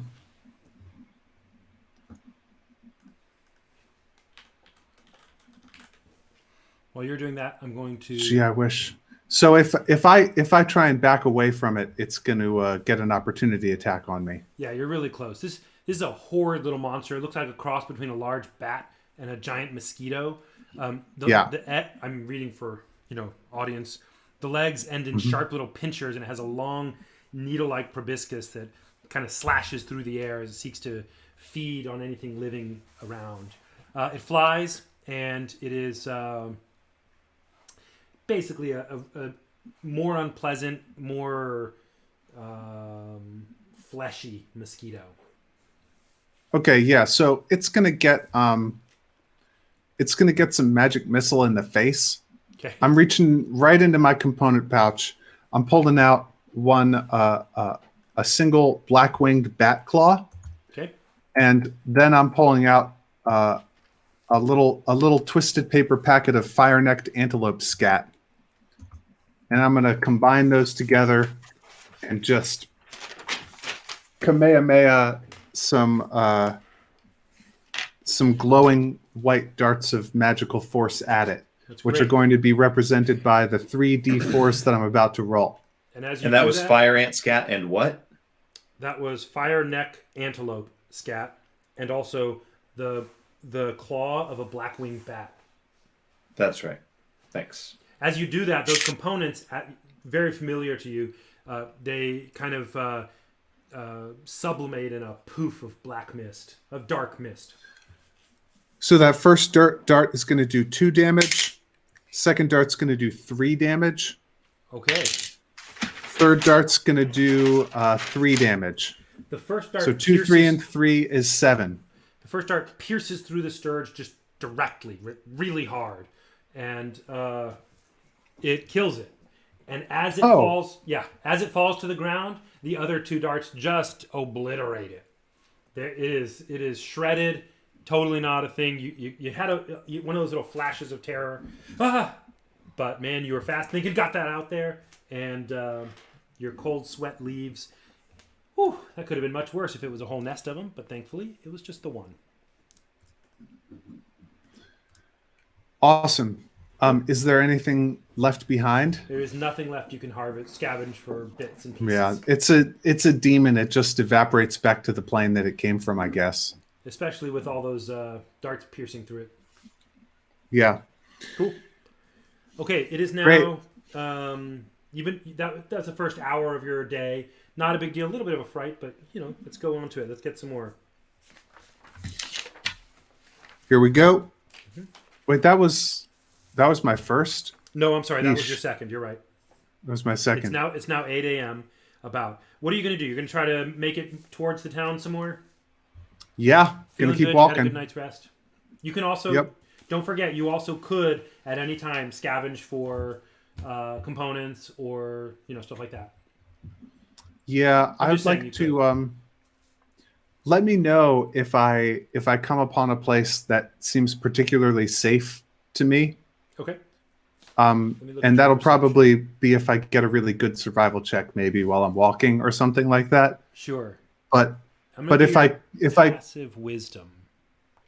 a place that looks like it's going to be good scavenging, I might take 1 hour out of the day, but I do want to put some distance first.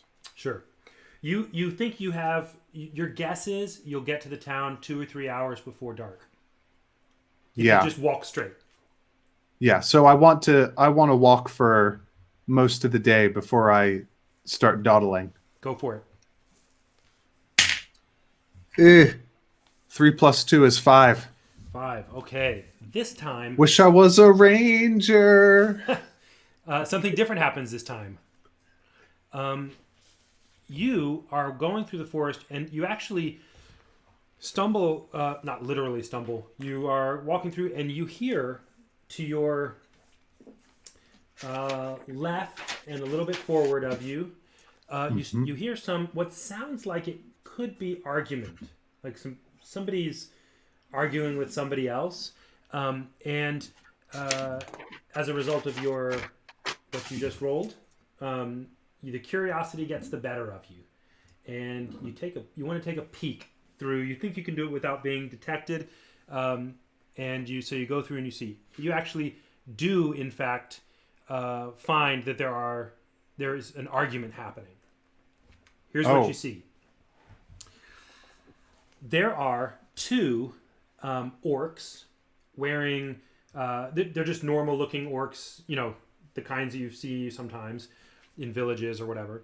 They are wearing very similar outfits to each other. They appear to probably be from the same tribe or village or whatever. They're on the one side.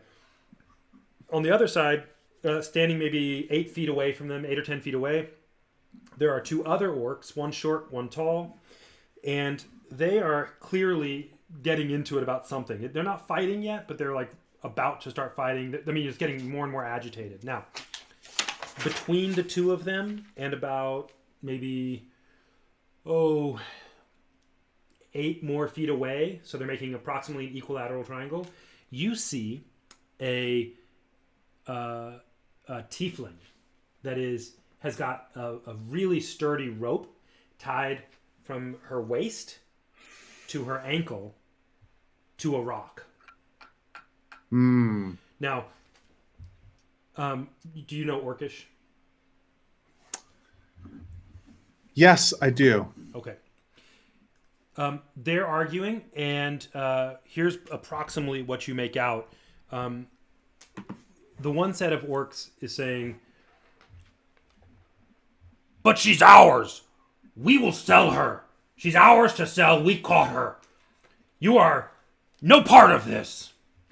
And the other orcs on the other side say, kind of in a gruffly shout back at her, at the first two orcs, "This is where we catch slaves! You may not come here! She is ours! She is our territory!"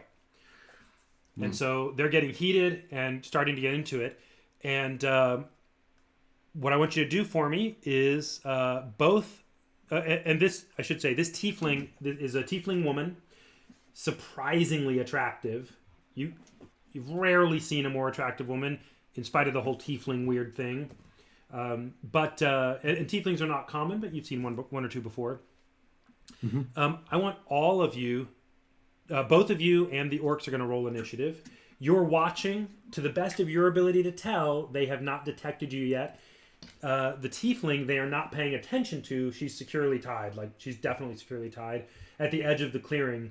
This little clearing is apparently, just judging by what you see around you, where they were camped. And they were about to get up. Go ahead. So there's an equilateral triangle, two groups of orcs, roughly equally spaced from their captive. Which am I closest to? So you are splitting with that equilateral triangle. You are opposite the tiefling. Okay. And a little further away. So you're outside of the clearing. The clearing's roughly a circle. They're about in the middle of the clearing, 8 feet apart. The tiefling is 8 feet away past them, in the at the edge of the camp, tied to wherever she probably slept. She's tied to a kind of a log, a rock, and then you're in a diamond with her. There's a clearing in front of me. I've got two orcs on my right, two orcs on my left, and past them in front of me is this tiefling woman. That's right, and you are about 15 feet from the orcs, and she is about 8 feet past them.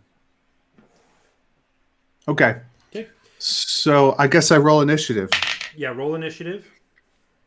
It's bad, man. It's real bad. It's a 5. That's okay. I mean, they don't see you. Or, as far as you can tell. Let's roll for them. And Josh, did you get an initiative? Yes, my initiative is 9. Okay.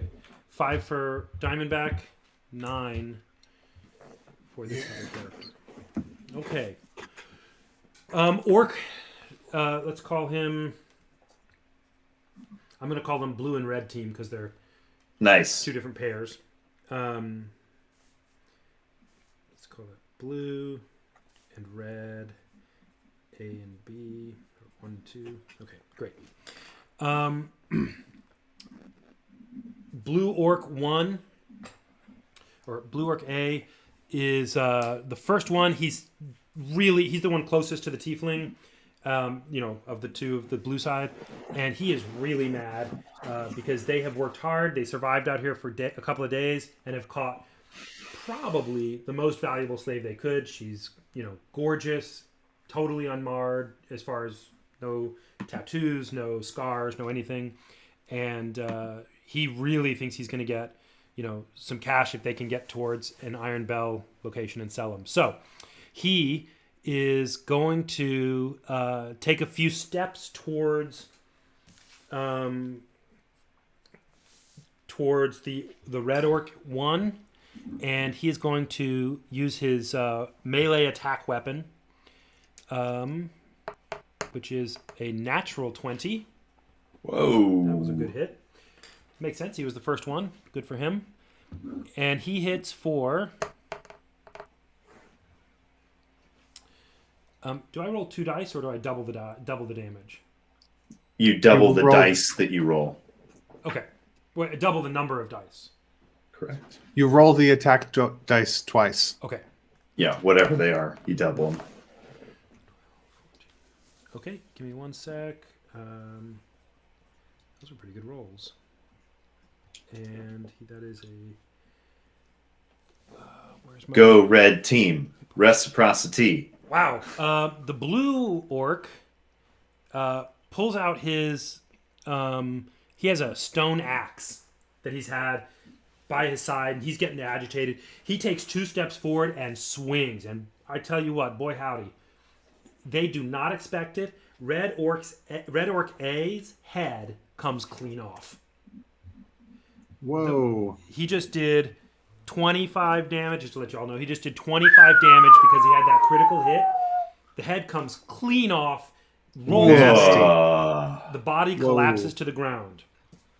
Red Orc number 2 is next, and he was, let's say, unhappy about that. Nice. Let me set that damage. Okay. Red Orc number 2 goes, and he was reaching for his weapon, and the other guy's in range. He takes a step forward and rolls a 16, which is a hit also. And his damage is... He does some damage. He has his own axe, and he slams it into the shoulder of the orc that just did it. His arm is still outstretched. He himself was surprised. That axe comes down and just... It lands like a wedge right in the guy's shoulder, cleaving it, not off, but does brutal damage. That orc is in bad shape. Let's see. Blue Orc 2. Oh, no, I'm sorry. Actually, Sleen, it's your turn. Okay, Sleen is going to look around for anything that she can use to get out of her bonds, something that can give her, well, you know what? I think she's just going to try to use her just natural strength to just try to, and dexterity and whatnot, to try to wriggle out of them, or at least get her legs free or something. Pick one of the two and do something to get out of it. Okay, give me 1 second. Let me look up where we are here. Sorry, just a sec. Campaigns. This guy. And here we go. Okay. You're a level 1 druid. Okay, great. Sounds good. Do me a favor. You're tied up, and you know for sure you've been there all night. camped, right? They have not put anything close to you, so there's nothing you can get. But you can try to use your strength to do it. Go ahead and roll me a d20. Okay. I'm sorry, roll me not a d20. Roll me a. How about you want to do athletics? Is that what you're thinking? Well, I was actually thinking Just a something strength check? like a survival check to try to like disarm the ropes. Like find some trick to, well, I don't know if survival is the thing to use. I'll let you use sleight of Getting hand out for of. that. Yeah. Okay. Well, in that They case, tied I you don't. up well, and you've been trying for Sure. hours. Sure, athletics. I'm just gonna sit there and just try to tug them apart. Yeah, that's a 6. Yeah, you pull on that rope like you've been doing, Well, but sorry, it's an 8, but yeah. yeah, Okay. that it doesn't help you. The ropes are really strong, but hey, you're taking advantage of the chaos, and if something were to happen, maybe you could make Sure. something of it. It's Diamondback's turn. You are watching. Two of these orcs are in bad shape, and they're clearly only paying attention to each other. Is it Go the ahead. two orcs that are hurt? Are they on the same side or are they on different sides? It's the blue orc and the red orc closest to the tiefling That got hurt. that got hurt. One of them lost his head, and the other got just brutalized in the shoulder muscle. But there are two orcs who are still perfectly healthy. There are. That's right. And they're like, they look to be all four. I mean, all three of the remaining ones are sort of fighting each other. That's right. If you stayed about how far you are from the edge of the clearing, you figure you could make it about 3/4 of the way around the outside of the clearing towards the tiefling, if you want to, without probably being detected because you're in the shrubbery. About 3/4, and when it's your next turn, you probably could get to her, or you could stay where you are, I think what I would like to do is, or you could attack. in fact, I would like to use my move to make my way around, staying undercover. Do I have to? Will you want me to use an action to make a stealth check? If you want to try to be stealthy, like more stealthy than just taking advantage of the chaos, then yes. If you want to just try to hopefully they don't see you, then you don't have to. No, I'm gonna be extra stealthy and make a stealth check and try to be super stealthy. Okay, good. Yeah, Go for it. here it is. It is a 21. 18 plus 3. You have absolutely no problem. You're very confident that none of them have glanced at you or anything, and also you're pretty sure the tiefling did not see you. Cool. So I'm pretty close to her now. I'm like, how far away? Yeah, you've got about around the outside of the circle. You're about 8 feet away from her now.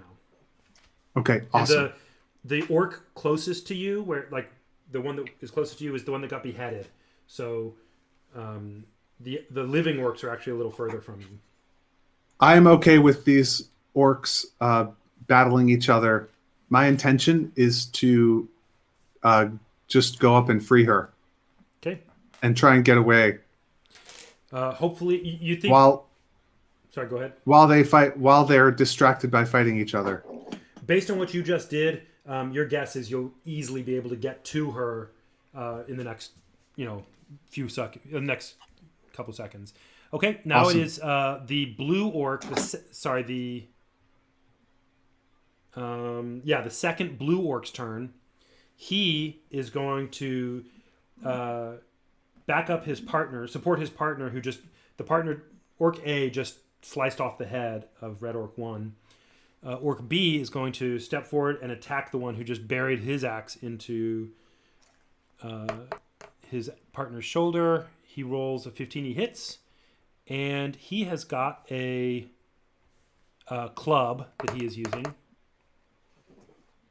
And he does 8 damage. He hits him for quite a bit. It does not kill him, but he is significantly damaged. He pulls the club up right as the guy lands it, and he's wedged. He's got one foot forward. He's trying to lift up that bone axe out of the bone of the other orc.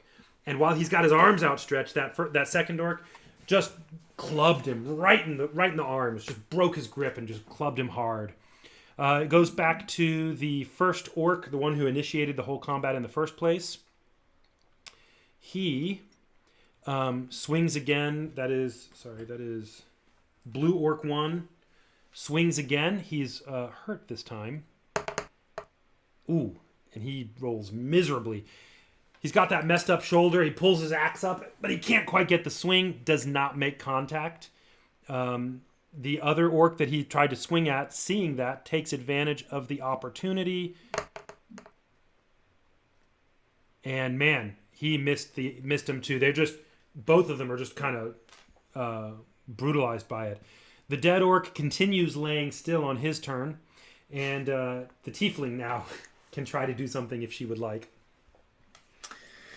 Okay. I believe Sleen is going to use one of her abilities to kind of call for the help of the spirits of the swamp and get a bonus to her next check that she makes. It's a cantrip. Is that legitimate to cast, or are we limited to component-based? Right now. Components only. Okay. And you don't have any components. Sure. So she's going to try to strain the bonds of her hand to try to break them again. Okay. And she rolls a 20 plus 1 is 21. That'll do. So you'll remember that the rope was tied around her waist to her ankle to the rock. She's able sure. She's able to free one of those. She actually is able to get rid of the one that is tied around her ankle. She's still tied waist, because that's the one she's like trying to get off her foot. She pulls it and is able to get it off of her ankle. She's still tied at the waist and the rock. Okay. And how big is the rock? Like so big that I could not pull it? No. Yeah, okay. Probably it's a boulder. Wouldn't be able to move it. It's a small boulder. Okay. Okay. So you see the tiefling, Diamondback. You see the tiefling struggling to strain it, and she actually gets her ankle free, which is a huge win. And that makes, if you're trying to set her free, that makes your job a lot easier. There's two ways. Why don't you tell me what you want to do? Because you're still about 8 feet away. Oh yeah, no, I'm definitely. My dagger is going to be exactly the wrong kind of damage for cutting ropes. Okay. It's a piercing only dagger. It's got a point. It's got very little edge. It does piercing damage. So I'm not going to do the thing that you're probably supposed to do, which is to try and cut it. But I'm going to try and untie it.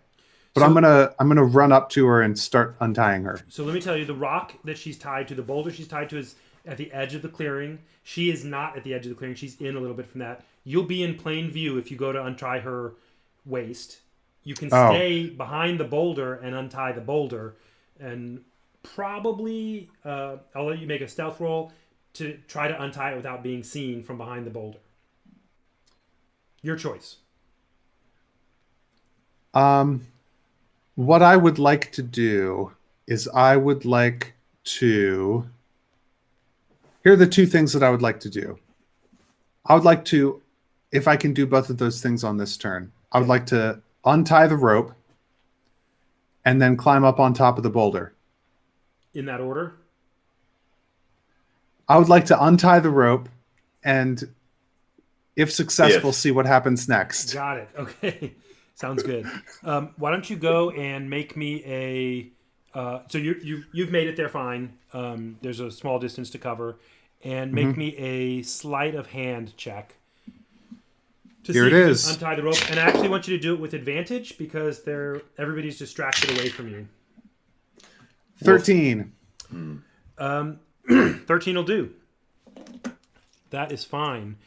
You get the rope untied and it drops to the ground. The tiefling, give me 1 second. I'm going to look for passive, let's say, perception. The tiefling. Mine- Well, I was gonna say something to her. Yeah, the tiefling. Mine is 14. Great. Okay. The tiefling does not notice the rope. It's laying there on the ground. She doesn't notice that it comes untied off the rock. She's working on the waist part. But you can go ahead and I'll let you have a little bit of speech or additional motion because you only have 8 feet.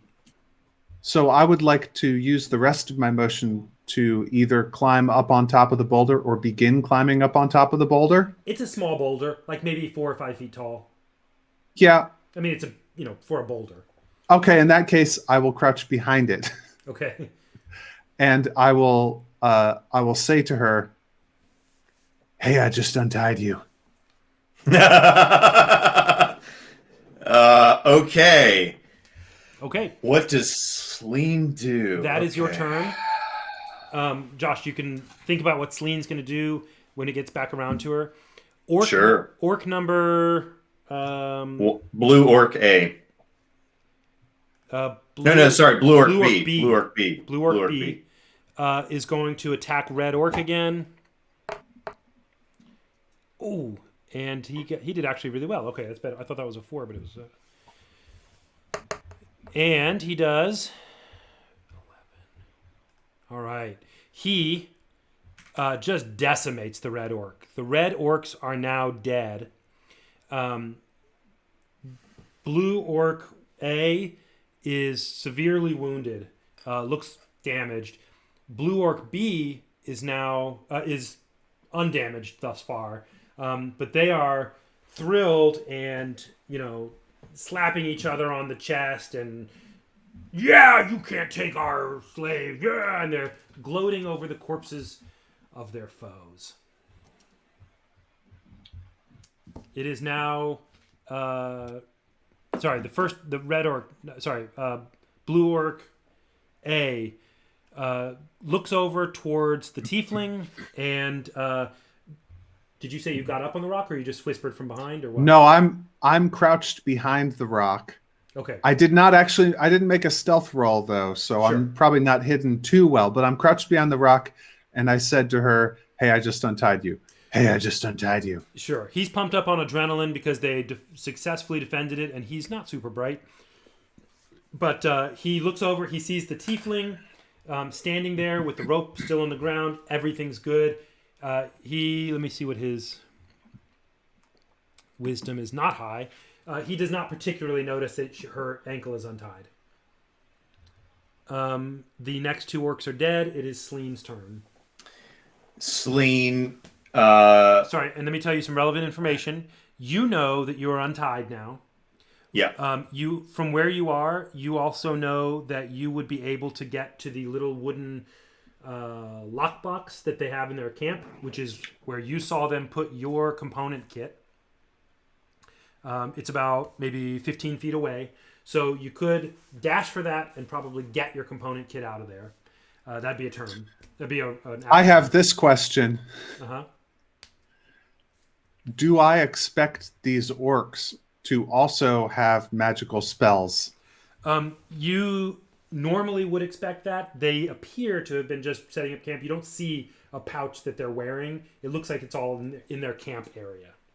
Okay. They were just there with a big club and axe, their stuff, defending their thing because they were surprised by these other orcs. They're brawling for some reason and not magic missiling the crap out of each other. That's right. Well, for whatever reason that happened, and also they just attacked each other with, like you said, they're brawling. So that's your expectation for their level of engagement. Sleen, you can run into the forest, which would put you directly past this wizard guy who just apparently untied you. You'd leave all your components behind, you'd do whatever, and you'd have no kind of revenge if you wanted that. Or you can try to go straight for them and do hand to hand, or you could try to run for your components, etc. You tell me. I think that she is going to nod to him and To acknowledge and like give him a, like a brother, thanks, brother. All right. And I think she would try to scramble over to the chest, right? Yep. And is this chest too heavy to carry? It would be clunky because it has more than just your components in it. Okay, I mean, think she would. You could carry it, but you'd be a little slowed down. She's going to open it up, grab her components pouch, and then if there's anything of value in there, she'll grab that too, and then skedaddle. And what does skedaddle mean? Use the rest of her movement to move 15 feet into the forest. Okay. Most directly into cover. Yep, which is basically on a radius out from the center of the clearing. That puts you, just to give you a sense of this, I'm going to hold this up. I don't know if that'll be good or not. It's not good. Okay. I will just tell you. Sleen, the two orcs are about 25-ish feet behind you now, straight behind you. You ran more or less directly away from them because they were in the center of the circle. Okay. And behind you and to your right at about a 45-degree angle is this random human who untied you at about, now he's about 8 to 10 feet away. Okay. So do I need to make any kind of check to search through the contents of this, or can I just kind of see what? Not this time. Wait, can you see what? Can I see the contents of the chest very plainly? You didn't take the chest. You just grabbed stuff out, right?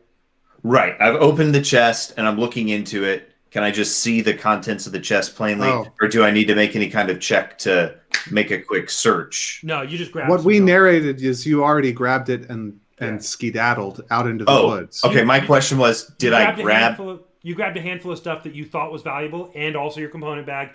We'll find out when things calm down if you're alive. Great. That's what great. There was.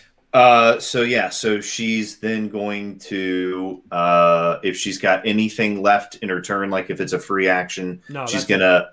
Okay. Yeah, all right. Good. That was your bit. It is now the wizard's turn. Diamondback. You are 8 to 10 feet away. You could into the jungle. 8 to 10 feet would put you right at this tiefling. There are, two or really closer to like 1 1/3 angry orcs. Okay. You don't know if they're angry or not, but 1 1/3 orcs that might be angry. And she does use whatever's left of her free action just to make eye contact with him as she's about to leave the clearing. And it's like, let's go. Yeah. Okay. I go up to her and I say, I understand if you want to leave, but to the victor belong the spoils, eh? Sleen, you will have noticed, before you reply, one of the things you reached in and grabbed was in the chest, there was a very familiar looking mace to you. It's a wooden mace with bone spikes coming out of it. Right. You know that mace well. It is your mace that they had put in there. It was just the stuff they had taken from you. And there's a couple other things in too. You haven't thought about what those are yet. So you have your mace and you have your component pouch, and this guy has come up and, to your surprise, did not proposition you about you. He propositioned you about some orcs. So I think Sleen is going to look at him, give him a big smile, and at first appraising, and then a vigorous nod, and grip her mace and kind of tuck it into her belt, pull open her component pouch, pull a couple of components, and say, "Let's go get all the goods." Okay. Now it is. Or say, "Let's go get all the spoils." Yeah. The very heavily wounded orc is next, and he is. Sorry, where'd my map go? There it is.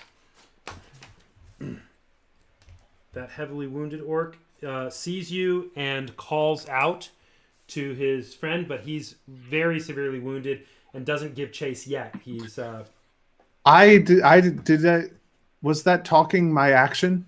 I don't know. I just thought it was. Is it? I mean, can I also do an attack action? Sure, that's okay with me. Yeah. So I want to. I wanna make a sling attack against the wounded one. Do it to it. So I was, to the victor belong the spoils, eh? And then I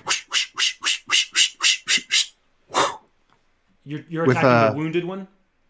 the wounded one, yeah. Okay. And it's going to be a I'm going to miss with an 8. You do miss. Their AC is 13, just in case that's helpful. Just Um, right that's past the orc's head. Just for giggles, because they're basically in a straight line, I'll let you roll just a random chance. Why don't you roll me a D10, and if it's a 9 or a 10, you hit the other one behind him, just for fun. Okay. Here goes. It's an 8. Okay. It almost did. It whizzed by both their ears. All right. That was Diamondback. It is now the healthy orc's turn. He is about 25 feet away.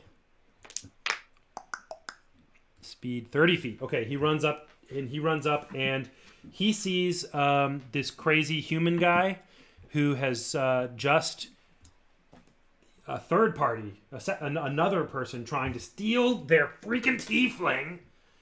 And he grunts at you and says, "Ain't nobody gonna steal her!"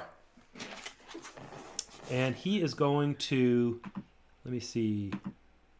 You know what he's actually going to do? You're so far away, he's not confident. He's going to throw a javelin at you from where he is. He runs a couple of feet towards you, grabs a javelin, and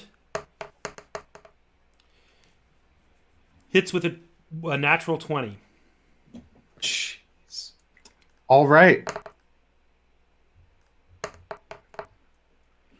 For a total of 11 damage. You see this javelin strike the young shirtless mage wherever Right, it shirtless? strikes him. And he loses consciousness instantly and falls onto the forest floor. It pierces Thump. through your shoulder and nails you to the tree behind you. It's a close by tree, and you slump, hanging from the javelin. All right, it is Sleen's turn. Wait, sorry, Wounded Orc. Wounded Orc basically is just recuperating. He's very badly hurt, but he stumbles a few steps towards you and doesn't do anything yet. So are they roughly together now? Did he catch up to his buddy who took a couple of steps forward to throw the javelin? They're right next to each other. Yeah, they're very close to each other. Probably within about 3 feet.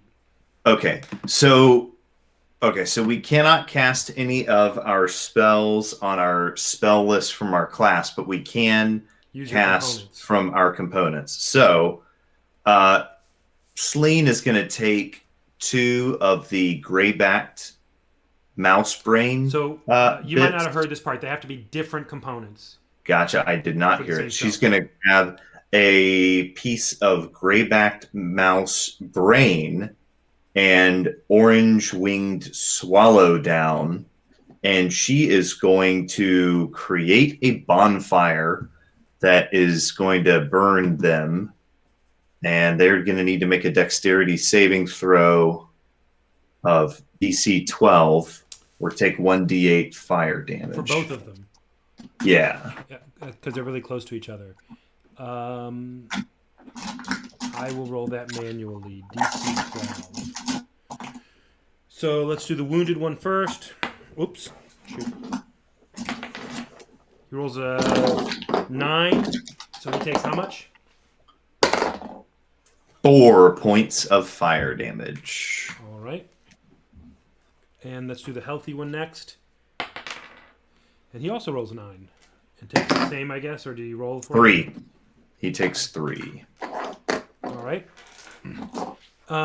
It is the healthy one's turn. He is very loath to throw a javelin at Sleen. He does not want to hurt you.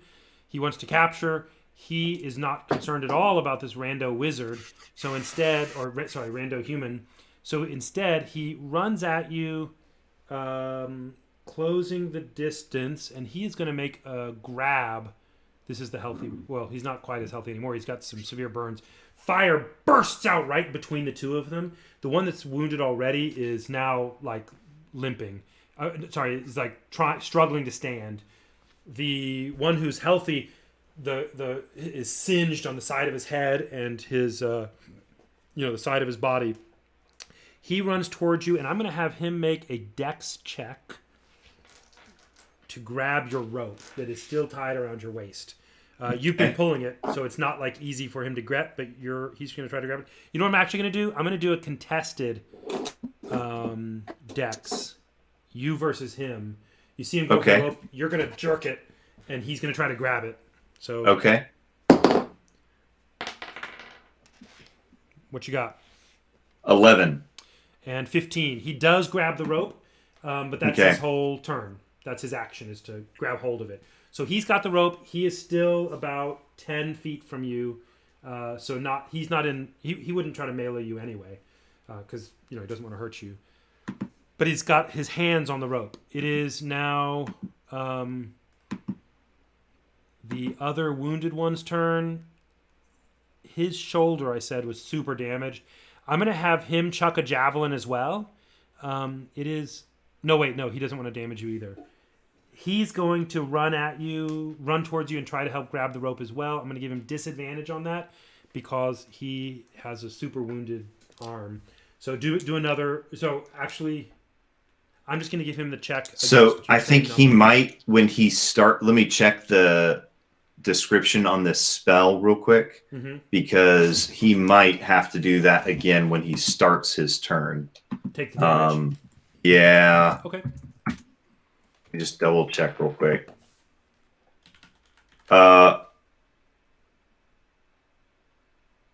No. Creature must also make the saving throw when it moves into the bonfire space for the first time on its turn, or ends its turn there. So if he just moves away, he's fine. Nuts. All right. Okay. He got a 4, which is not enough. He tries to help the other guy, but is unsuccessful. The other guy's still firmly holding it, and it is now Sleen's turn again. So I think she is going to move that bonfire to on top of the two of them again, since they're both right there. Yeah. Is that just a thing that you can do is move it? Yeah. Okay. But well, no, I can recast it, but I've got components to do that. Okay. So you're gonna do the same? So he'll use 2 more. She will use 2 more of her. The same one of each of the same. Okay. Yeah. That sounds good. And let's do that bonfire, and they're doing a what check? Dexterity. To get out of the bonfire? That's right. Okay, and it's a DC 12, you said? That's right. Okay. I got a pass and a fail. The wounded one fails, and how much damage does he take? He takes... Please be high. I'll take an 8. Yes! That finishes him off. The fire Nice. just flames up, moves right towards him, flames up, and the one who's wounded, barely keeping his feet on his feet anyway, he's just scorched, just utterly scorched. The other one did not get hurt at all. But Sleen knows just enough about orcish culture and stuff that, like, there's when orcs fight one-on-one, there's like some orcish phrase that's probably like the only orcish she knows, but she smiles at him and says one-on-one in orc. Sounds good. I have 2 questions. The orc that passed the save, does it take half damage? Oh, That's a great question. Let me double check that. Usually passing the save means half damage. okay. Great. Okay. So then I'll roll for him, and that's only 2 because it's a 4. Okay. No problem. And then here's another question, Mr. Dungeon Master. Yeah. If we've had a full round since I got speared to the tree, do I not make a death save on my turn? You will. Your turn's next. Oh, You're right after Okay. Sleen. Yeah. nice. And also Josh, Sleen, I guess Josh. Sleen doesn't have dice. I'm going to let you, because he's holding the rope. I'm going to give you 2 chances to get some advantage out of this because he got burned. The first is roll a d6. Okay. And if you roll a 6, it'll burn the rope. I rolled a 3. Okay. And the second is I'm going to have him do another contested dex, or his strength against your dex. And Okay. we're going to see if you can jerk it out of his hands. Okie dokie. He rolled an 8. She rolled actually, she may have rolled an 8 as well. Yeah, she rolled an 8 too. Okay. Who does Ty go to? Do y'all know? Typically the initiator. Okay. That's you. So is this me trying to get out of it? Yeah, that you initiated because you saw the fire there and you tried to jerk it out of his hands. So you jerk it back out of his hands. He is not super hurt by the fire, but it distracted him enough that you were able to kind of Nice. pull it out. Okay. It is now Matt's turn, Diamondback's turn. All right, Diamondback makes a death save. It is a 10, so barely a pass. All right. But a pass. But a pass. And I need... so now it is... The orc, he's just going to scramble for that rope again. You get to try to keep him from getting it. Unfortunately for him, he can't attack you. He just has to try to capture you. So okay. Contested dex again. Okay. So he's not moving. He's still trying to fight from within the flames. Okay. Oh, yeah, sure. Since I said it, I'll take it. Okay. All right. So that's so we're contesting this. So that's a 13. He got a critical failure. He got a 1. Woo! So I'm going to say that you jerk the rope and it comes towards you enough that he won't be able to do this again next round. He'll have to figure something And else he out. falls down in the flames. No, but he. Okay, but okay. He definitely. So he is still in the falls. flame. Yeah, he can't do this again. All right, so he's ending his turn. So he's going to take 6 damage from the fire. Okay. Ending his turn. He is still standing, but he is burned really badly. He's about where the other one was just before the last fire killed him. Okay. So he's howling with frustration at Nice. this tiefling, and he's super frustrated because he wants to bludgeon something, but there's nothing left to bludgeon. Okay, it is Diamondback just went. The orc just went. It is now Sleen's turn again.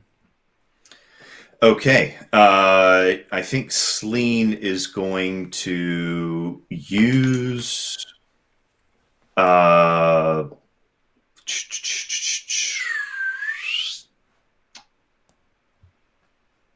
yeah, I think she's just going to take her mace and hit the guy. So you're going to have to run towards him about 10 feet. Oh, okay. So he's 10 feet away. Okay. Ballpark. He's not going for the rope, remember? Oh, I gotcha. Okay. Sure. Yeah, she'll charge 10 feet at him. You actually probably only need to move about 5 feet because then you'll be in range. He's about 10 feet away. Okay, so she'll step forward and thunk him with the mace. All right, that's a 19. That hits. So that's plus stuff is gonna hit. So this fool's gonna take some damage. That's an 8 plus.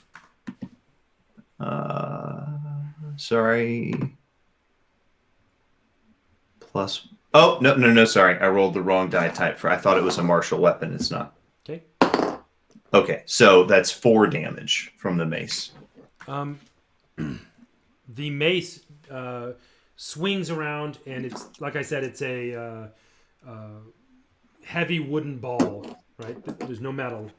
With teeth, like alligator teeth sticking out of it. Yeah, almost like a morning star, still on the mace side, but it's made for damage that way, and it just slams into the side of his head, and a little bit to your surprise, it crushes it in, and it does him in. He had 4 hit points, and you took 4 hit points. Nice. Um, She scrambles over to to Diamondback, who is pinned to the tree, and she puts a foot up on the tree and pulls the javelin out, and she starts, pulling, ripping strips of bandage cloth stuff and plugging the wound so that he doesn't bleed out and stuff like that. okay, I don't. We're out of initiative, but I don't know how death saves Medicine work. check. Yeah. Okay. So yeah, I am just So double checking. this is a medicine check to stabilize me. Stabilizing me will leave me with 1 hit point, I think, but still unconscious and no Yep. longer making death saves.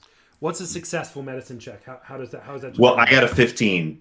So I mean, that's I don't I think know it's how up that to could you. not be. Okay. I think it's like a DC 10 or 12 or something. It is not that high. A 15 is good, especially with a previously saved success.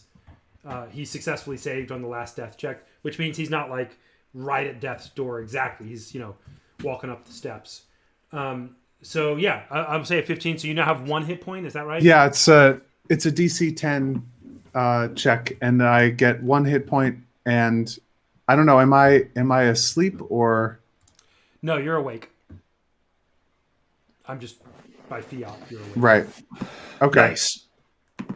So Celine, starts binding him and plugging his wounds and stuff.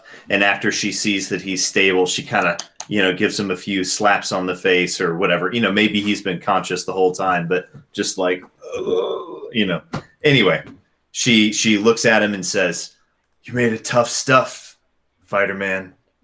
Thanks for having my back." And she grabs him by the hand, gives him one of those power kung fu, forearm grab. So yeah, and pulls him up on his feet and says, "Now let's get those spoils."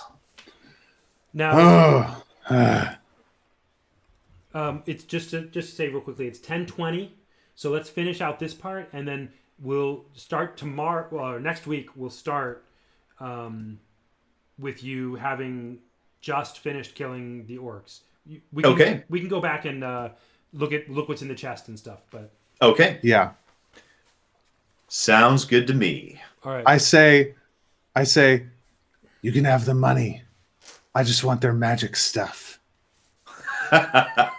She throws her head back and gives a very much lighter and more feminine than mine. She doesn't have a deep husky voice. And it's kind of charming and disarming. And she says, "I'm sure we can figure out something equitable. And can I? I don't know. I think she would basically be so deeply appreciative of the fact that he showed up and had her back, that even though she saved his butt for the second half, that wasn't really possible without him helping. So, yeah. Fair's fair. I'm gonna tell you what you find there.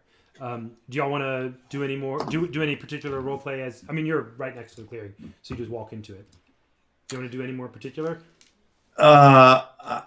I think Celine goes over to the belongings that are over there, and she picks up that green crocodile skin leather jacket, and she gets kind of angry when she sees a place where it's been like scuffed or scraped or cut or something, and she puts it on and kind of wriggles and gets comfortable in it, flicks up the collar, turns and looks at him and says, "Let's split the pot." So I think, let's role play it. So if we take these dead orcs, we cut the heads off, stakes, 1 head on each of the cardinal directions on the corners of this clearing, we probably spend the night here pretty safe. Who's going to come in a clearing? Bunch of dead orc heads defending it. And I like that. Just to let you know, it's about what was it? 9 a.m. now. And they'll just be starting to get ripe by the time I've got 1 hit point. I want to rest. Yeah. Yeah. So I'm I'm just telling thinking you. I've got you. You listen. I'm Celine. She offers her hand. After she fixes the collar, she walks over to him and sticks her hand out and says, "I'm Celine." He takes her hand. Diamondback. Diamondback. How about you do a little laying on your back and recuperating while I keep watch? Let's maybe move somewhere in the shade so that you don't have sunlight in your eyes. You need to get some sleep, my man. I'd appreciate that greatly. I'd say based on the fact that we just kind of saved each other's lives, we're a little bit past the "do you trust me enough to take a nap?" And she kind of raises an eyebrow at him. I'm if you wanted to kill me, not much I could do at this stage.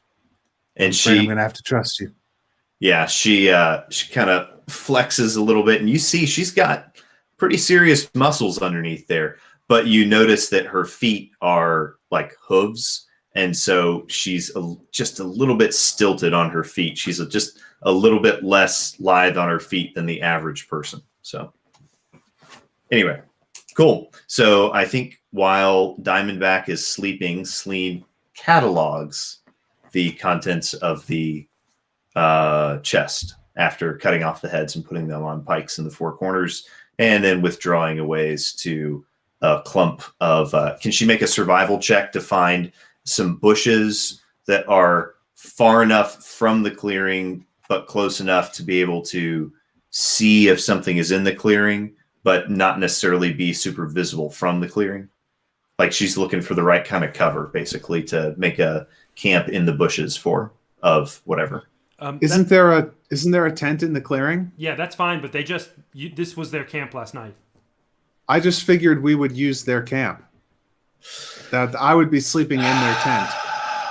We would put their heads on the corners of the clearing, and then just use this camp, and say, hey, if you use the heads to say, hey, there's some real tough characters in this camp, so watch out. Sure. Yeah. Celine can bluff as to the number of other men in the party sleeping in the tent, and so she can be out in the open.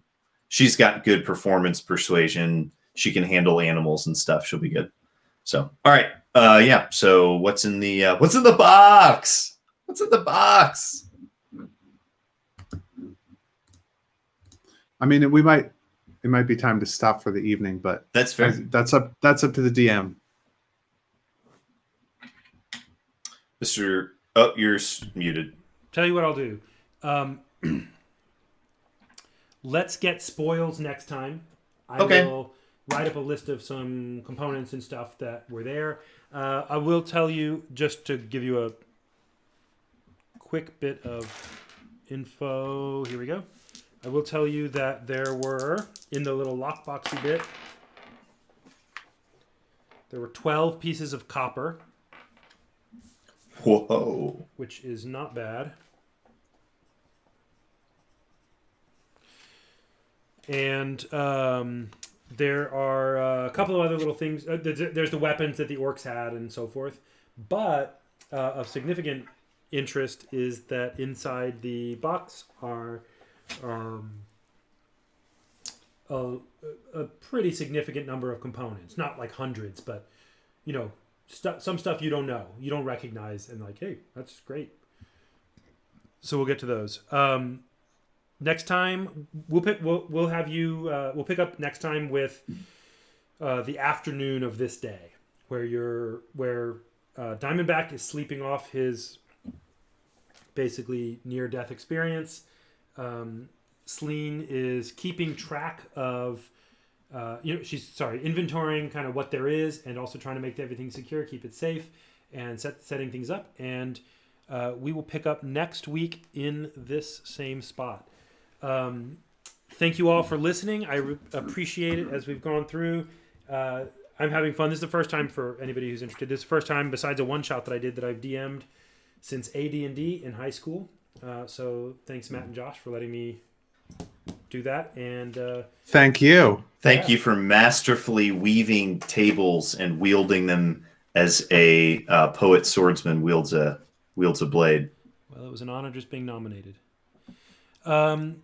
Great. So yeah, let's we'll go ahead and cut out and yeah,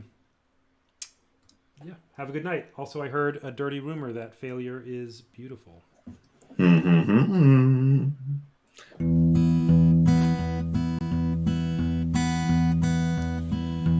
Go your own way, stones and shadows by. Willows whisper of darkness deep and wide. In the forest, there is no place to hide. Strange bells, tonight I fear that I will not survive.